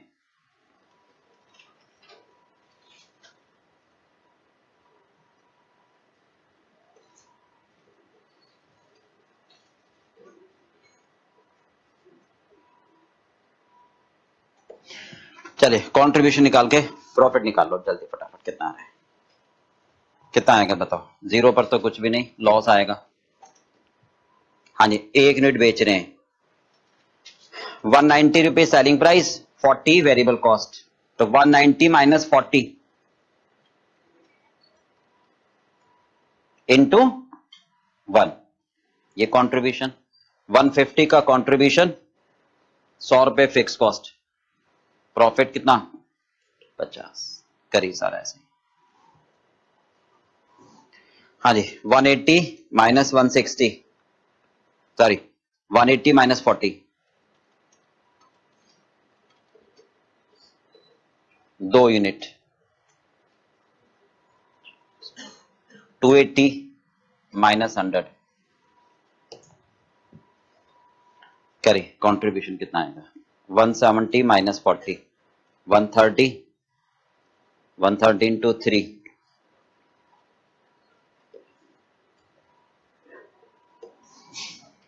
हाँ जी 160 माइनस 40, 120 इंटू 4,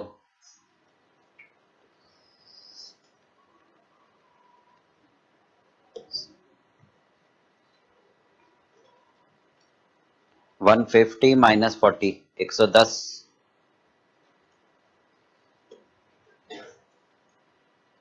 140 माइनस 40, 100, 670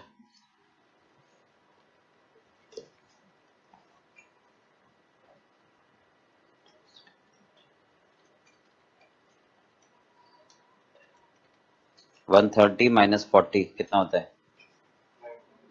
9 6 54 9 7 63 630 आएगा ना।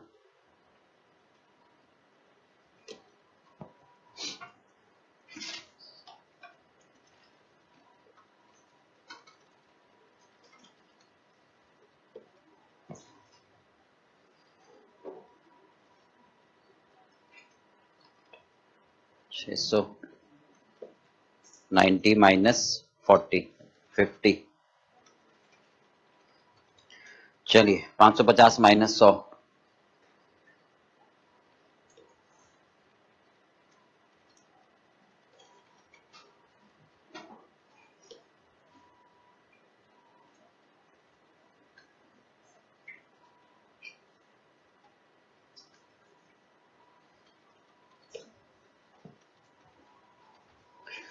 हो गया।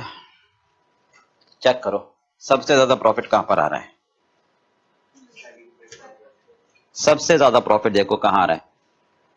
हाईएस्ट प्रॉफिट चेक कर लो। हाँ जी क्लियर है। 540 पर सबसे ज्यादा प्रॉफिट है। 540 इज द हाईएस्ट प्रॉफिट। हाँ जी चेक करना। 540 पर मार्जिनल रेवेन्यू कितनी है? मार्जिनल रेवेन्यू और मार्जिनल कॉस्ट बराबर है। प्रूफ हो गया राइट में।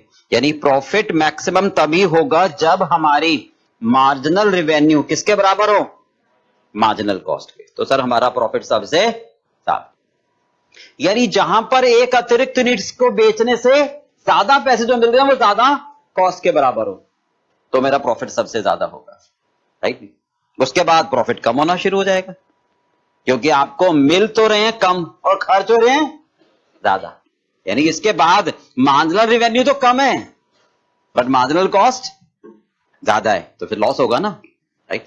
तो ये प्रूफ हो गया profit is at maximum level where marginal revenue बराबर मार्जिनल कॉस्ट। क्लियर पार्ट में बोलो। ये हो गया इकोनॉमिकली प्रूफ। क्लियर। अब इसमें एक बात और, टोटल रेवेन्यू का कॉलम बना लेना जरा। टोटल रेवेन्यू कितनी आएगी?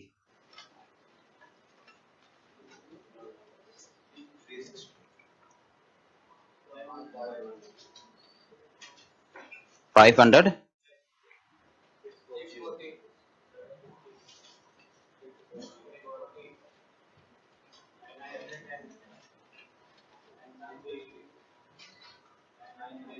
9 क्लियर। चलिए अब दूसरी बात, एक रिजल्ट तो हमारे सामने क्या आया है?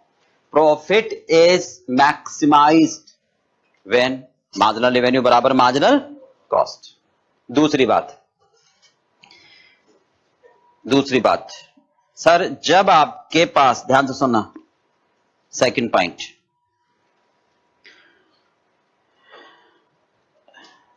अगर मैं प्राइस, बहुत ध्यान से सुनना, अगर मैं प्राइस कम करता जाऊं 200 190 180 170 160 90, इसको मैं कहां तक ले जाऊं? 0। मतलब क्या होगा? अगर मैं फ्री में बेचूं, अगर मैं फ्री में बेचूं तो क्या होगा? लाइन लग जाएगी भाई। तो इसका मतलब लाइन लग जाएगी। What does it mean? मैं कितना बेच पाऊंगा? अगर मैं फ्री में बेचूं तो मैं कितना बेच पाऊंगा? जितनी मेरी कैपेसिटी होगी, उससे ज्यादा तो नहीं ना। यानी that will be at maximum capacity, यानी मैक्सिमम डिमांड। क्लियर पार्ट भी। तो एक रिजल्ट आया, अगर प्राइस 0 हो जाए तो हमारी कैपेसिटी क्या होगी? मैक्सिमम।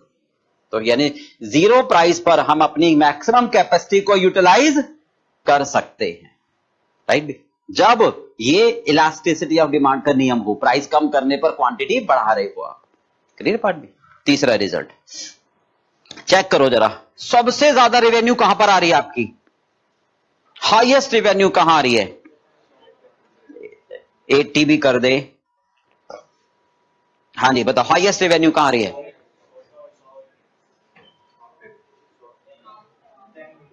है ना? मतलब हाईएस्ट रेवेन्यू कहां आ रही है? जहां मार्जिनल रेवेन्यू जीरो आ रही है, राइट?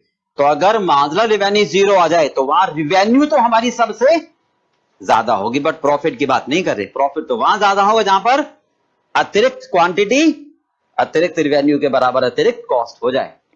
क्लियर बात भी? ये तीनों रिजल्ट को आप लिख लो, लिखिए points to be remembered.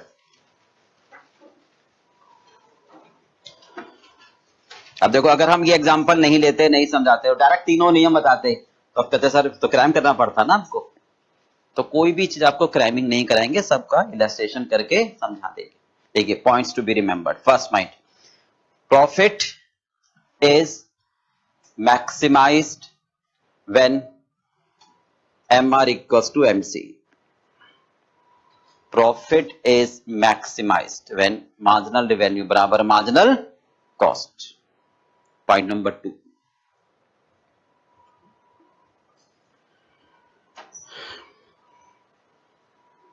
If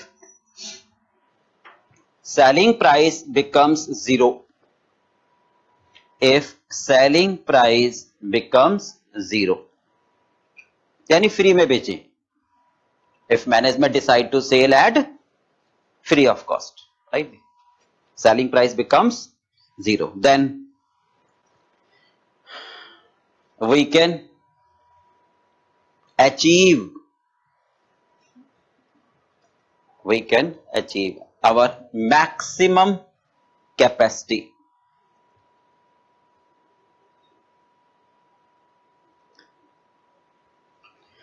कई बार कह देते हैं मैक्सिमम डिमांड, ब्रैकेट में लिख लो maximum demand.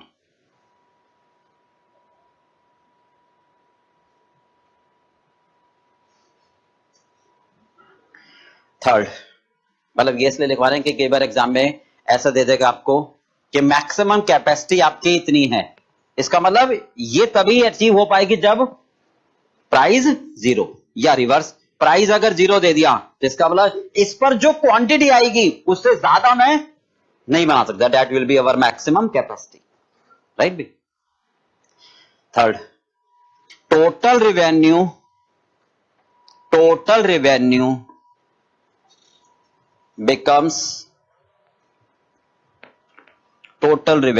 becomes at higher level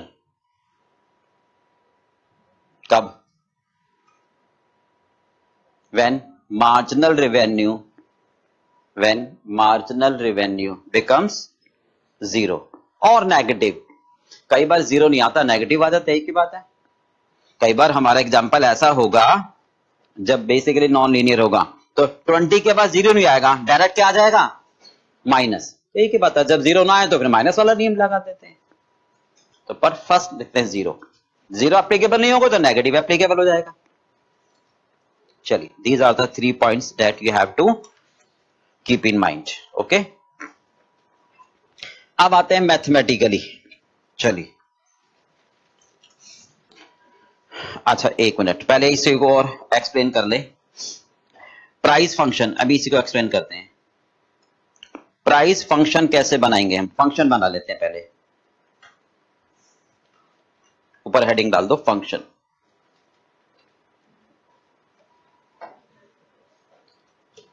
हाँ जी, प्राइस फंक्शन ये P से इंडिकेट करते हैं। P means price function. P का मतलब कहलाता है price function.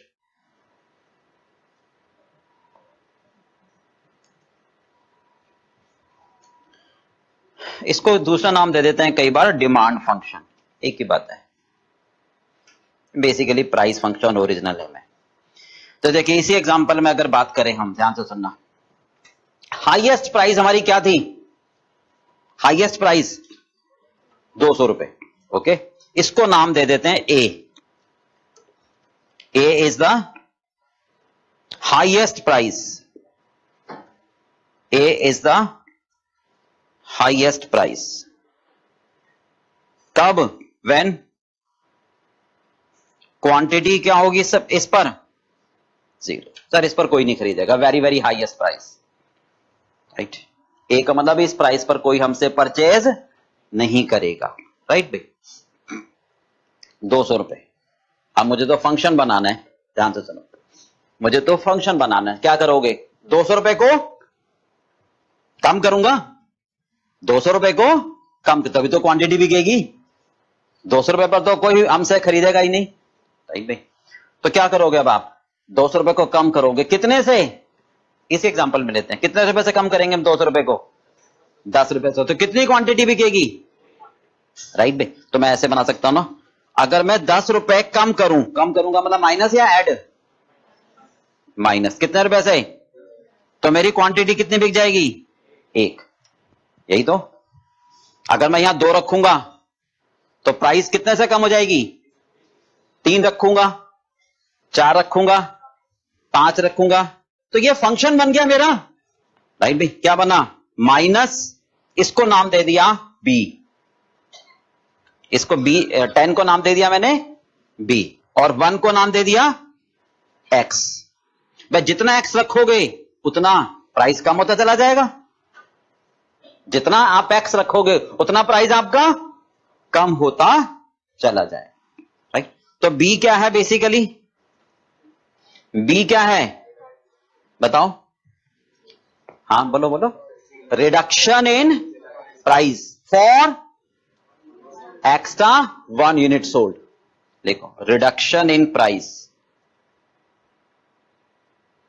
Reduction in price for extra 1 unit sold. एक अतिरिक्त यूनिट बेचने से, एक अतिरिक्त यूनिट को बेचने से कितना प्राइस में कमी आएगी, दैट इज बी। एक्स क्या है? Quantity sold. एक्स क्या है? Quantity sold. जितनी क्वांटिटी रखोगे, ओके। ये बन गया हमारा प्राइस फंक्शन। ये क्या बन गया हमारा? Price function, right.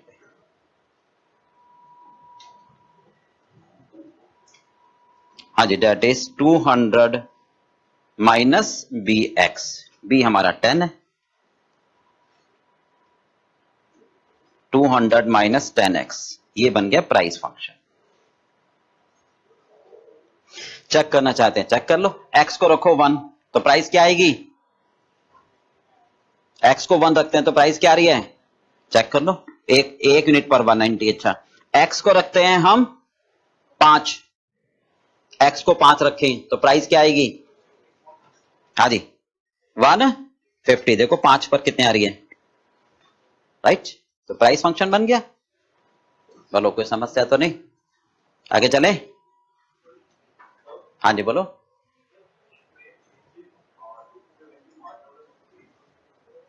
दोबारा बोलो।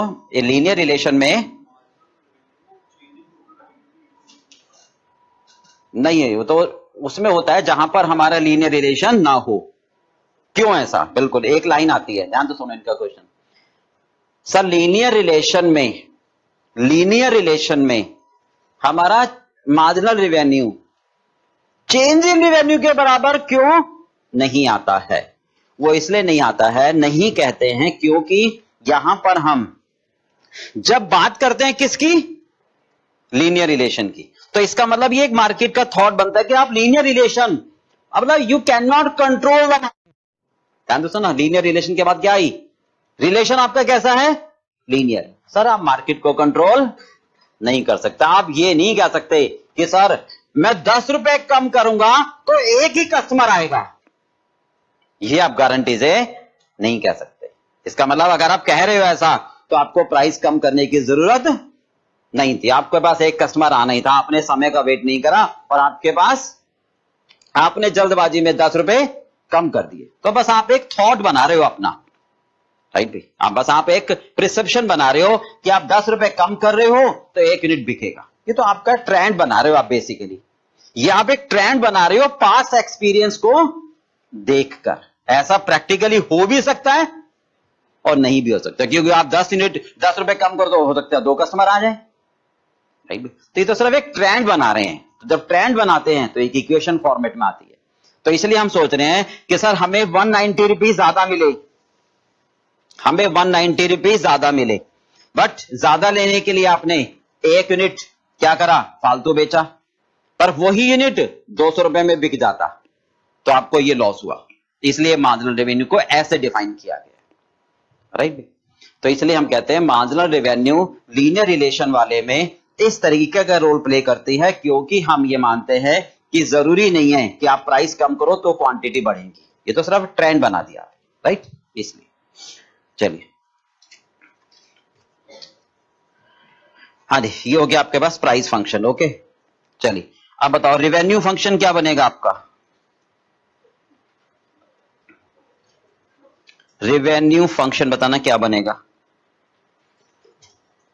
हाँ जी बताओ, रेवेन्यू फंक्शन क्या होता है, प्राइस इंटू, हाँ जी क्वांटिटी, प्राइस इंटू क्वांटिटी, यही तो होता है। रेवेन्यू क्या होता है, 10 यूनिट बेचे 50 रुपए से, तो प्राइस इंटू क्वांटिटी।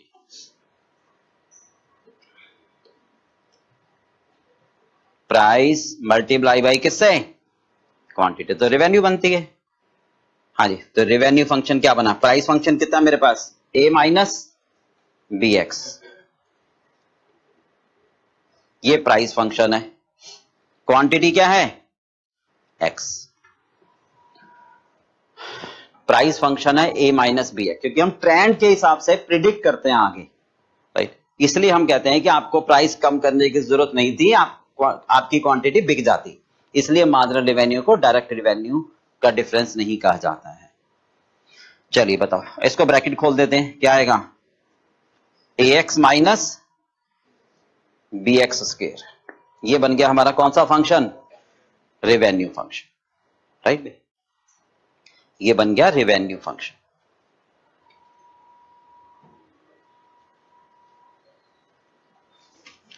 हाँ जी, चलिए सेकंड, कॉस्ट फंक्शन क्या होगा, कॉस्ट फंक्शन बताओ। हाँ जी, variable cost per unit multiply by X plus fix cost, ये कॉस्ट फंक्शन बनेगा।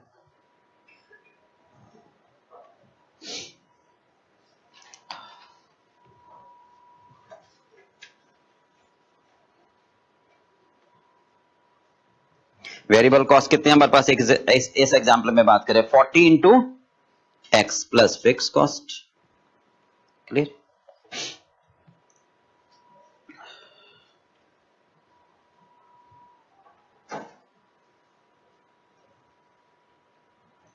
ये बनेगा कॉस्ट फंक्शन, ओके। तो ये हो गए फंक्शन, ओके। अब आते हैं नेक्स्ट कॉन्सेप्ट पर, डेरिवेटिव, ठीक है। चलिए इसको मैथमेटिकली कैसे प्रूफ करें हम, डेरिवेटिव सबको मालूम है, सिखाना है, जल्दी बताइए। हाँ जी, डेरिवेटिव्स सिखाऊं। देखिए डेरिवेटिव को सीखने के लिए एक तो है कि मैं आपको पहले सिंपलेस्ट फॉर्म में बता दूं कि ऐसे करते हैं, ठीक है, फिर बता दूंगा क्यों ऐसा करते हैं वो बाद में, पहले क्योंकि इससे लिंक टूटेगा मेरा, ठीक है। तो अभी मैं डेरिवेटिव की एप्लीकेशन समझा रहा हूं, रीजन बाद में बताऊंगा, क्योंकि अगर अभी रीजन बताऊंगा तो थोड़ा टाइम लगेगा और इससे लिंक मेरा टूट जाएगा। तो अभी मैं सिर्फ आपको डेरिवेटिव समझाता हूं। मार्जिनल रेवेन्यू क्या होता है, बेसिकली डेरिवेटिव ऑफ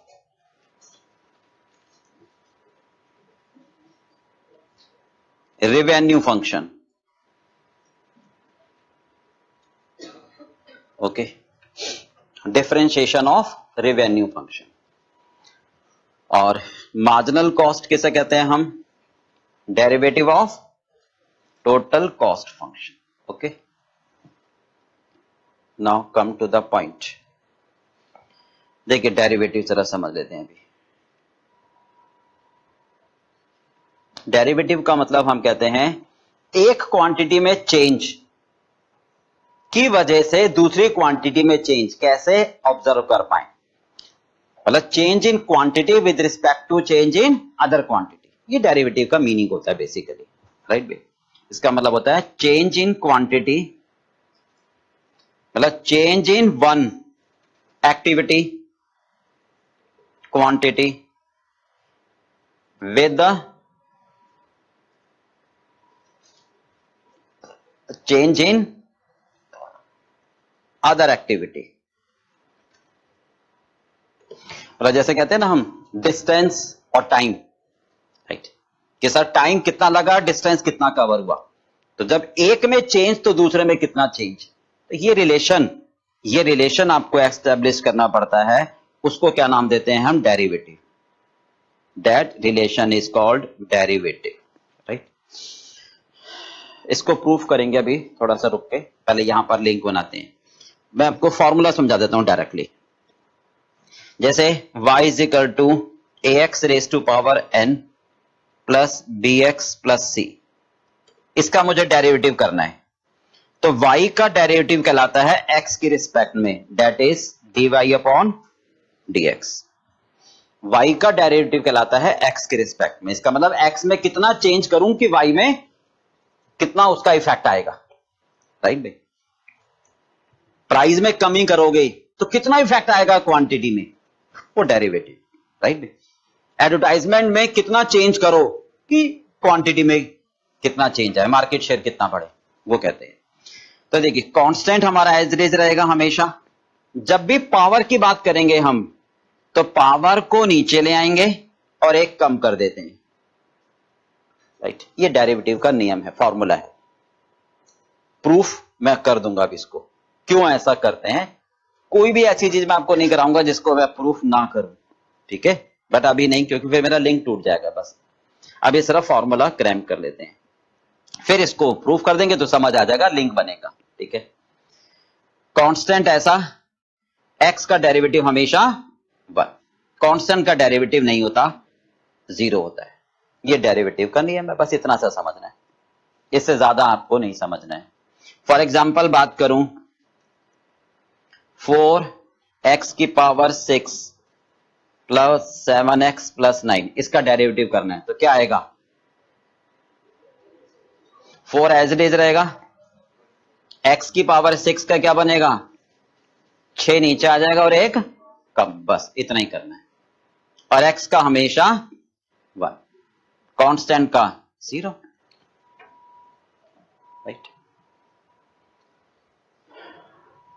इससे ज्यादा एप्लीकेशन नहीं है डेरिवेटिव की, बस इतनी है, राइट। और ये भी मैं आपको प्रूफ करके दे दूंगा ऐसा क्यों होता है, लेट्स वेट, राइट। चलिए अब ये है डेरिवेटिव, ओके। अब अपने एप्लीकेशन पर आ जाएं, एक और एग्जांपल लेने, ये हो गया, करो जरा फटाफट एक। इसका डेरिवेटिव कितना आएगा, देखो,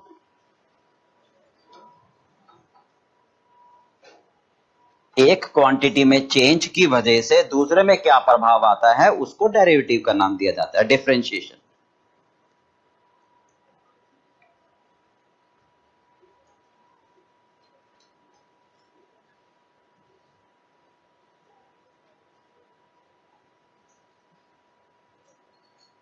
हो गया। y का डेरिवेटिव का मतलब y में चेंज मुझे देखना है, x में चेंज की वजह से, तो 9 एज इट इज रहेगा, 8 नीचे आ जाएगा और एक कम हो जाएगी। x का डेरिवेटिव 1, 7 का 0, clear. This is the process of differentiation, right. Clear होगा सबको। चलिए अब अपने मुद्दे पर आ जाते हैं। बताइए मार्जिनल रेवेन्यू क्या होगी, करो जरा, अब आप करो, मार्जिनल रेवेन्यू निकालो, करिए। मार्जिनल रेवेन्यू बताइए क्या होगी, डेरिवेटिव ऑफ, हाँ जी, रेवेन्यू फंक्शन। बताओ रेवेन्यू फंक्शन क्या है, रेवेन्यू फंक्शन बताओ कितना है, revenue function ax minus bx square, यही तो था रेवेन्यू फंक्शन, तो यही आया था। इसका डेरिवेटिव कर दो, कर दीजिए इसका डेरिवेटिव।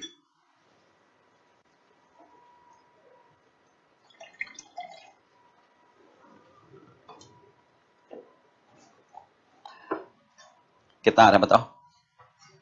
हाँ जी, रिवेन्यू एक मिनट, डीआर कलर रिवेन्यू में चेंज, राइट? क्यों? क्वांटिटी में चेंज की वजह से, डीआर अपॉन डीएक्स। रिवेन्यू में change due to change in quantity. हाँ जी, क्या आएगा? एक्स का डेरिवेटिव 1, बी ऐसा कैसा, एक्स स्क्वायर का 2x, क्या हुआ? a minus 2bx। ये कहलाया क्या? क्या कहलाया ये? Marginal revenue, a minus 2bx। एक बार चेक करें जरा, a क्या है मेरे पास बताना? a क्या है? वेरी वेरी हाईएस्ट प्राइस, जिस पर कोई नहीं खरीदेगा, 200। b कितना है? एक अतिरिक्त को बेचने की वजह से प्राइस में कितनी कमी करनी पड़ रही है ट्रेंड के हिसाब से? 10 रुपए इंटू एक्स। चेक कर लो जरा, मेरी मार्जिनल रेवेन्यू आई 200 माइनस 20x। चेक करो, अगर मैं x को 1 रखूं तो क्या मार्जिनल रेवेन्यू 180 आ रही है? चेक करो ना, अगर मैं x को 1 रखूं, देखो ना 1, अगर 1 रखोगे तो 20 इंटू 1 कितना आ गया? आ रही है 180। अरे टेबल में देखते हैं ना, एक पर मार्जिनल रेवेन्यू कितनी है? ठीक है, x को 2 रखो, भाई चेक करते हैं हम जो कर रहे हैं ठीक भी है या नहीं। x को 2 रखो, कितना आ रहा है? 20 इंटू 2 40, हाँ जी 160। चेक करते हैं, 2 पर कितना आ रहा है? चलिए x को 3 रखो, 3 इंटू 20 कितना आया? 60 माइनस करो 140। चेक कर लो सारे, तो हमारा मार्जिनल रेवेन्यू फंक्शन सही बना। Clear part? चलिए अब आते हैं total cost, marginal cost, derivative of total cost. Total cost function बताओ क्या है? Variable cost per unit into X plus, variable cost बताओ कितनी है? अच्छा एक बार बताना, फिक्स कॉस्ट में एक्स से मल्टीप्लाई क्यों नहीं कर रहे हम? एवरीवन नोज, क्योंकि sir fix cost remain same. Sir मैं 1 बनाऊं, 2 बनाऊं, या जितने मर्जी बनाऊं या नहीं बनाऊं, वो तो हमारी उतनी रही, तो इससे मल्टीप्लाई नहीं होगा ना। चलिए ये बन गया कॉस्ट फंक्शन। कॉस्ट में change due to change in quantity, variable में चेंज आ जाएगा, क्योंकि एक ज्यादा बनाओगे तो वेरिएबल कॉस्ट बढ़ जाएगी। चलिए डेरिवेटिव करो, x का डेरिवेटिव 1, 100 का 0, ये क्या कराया? 40 मार्जिनल कॉस्ट। बताओ प्रॉफिट मैक्सिमाइज कब होगा? Profit is maximum level when, put कर दो, पुट करके चेक कर लो, देखिए profit would be, profit at maximum level when marginal revenue बराबर मार्जिनल कॉस्ट। करो, कितनी है मार्जिनल रेवेन्यू मेरे पास? मार्जिनल रेवेन्यू कितनी है? 200 माइनस 20x, यही तो है।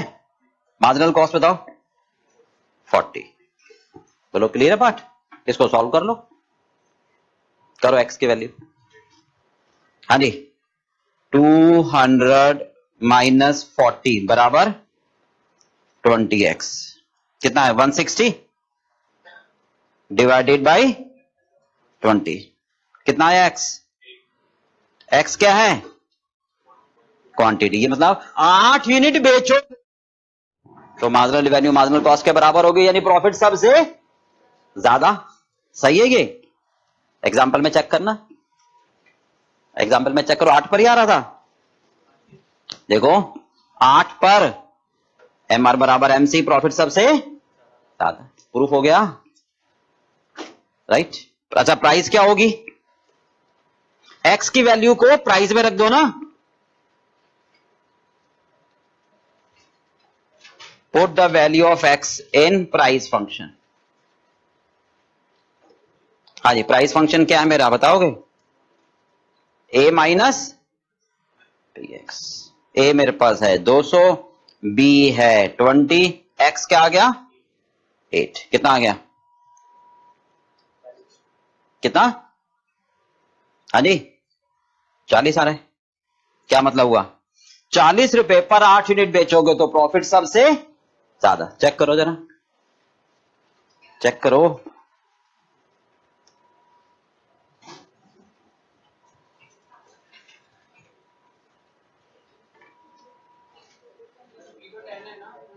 सॉरी बी तो 10।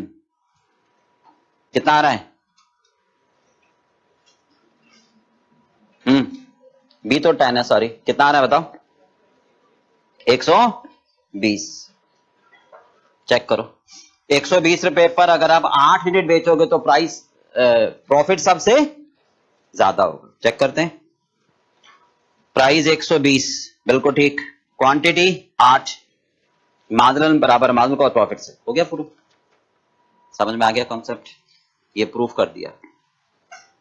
तो profit would be at maximum level when marginal revenue बराबर मार्जिनल कॉस्ट। बट ये ध्यान रखना है कि लीनियर रिलेशन वाले में marginal revenue simple change in revenue नहीं होता, क्योंकि वो ट्रेंड के हिसाब से हम ऐसा सोचते हैं, प्रैक्टिकल नहीं होता है। तो हम ये कहते हैं कि सर आपने प्राइस बेफालतू में कम करी, आप वेट करते तो आपकी क्वांटिटी ज्यादा बिक जाती, राइट? इसलिए ऐसा कहा गया है। ओके, हाँ जी, कोई डाउट इसमें? यहां तक बिल्कुल क्लियर हो गया?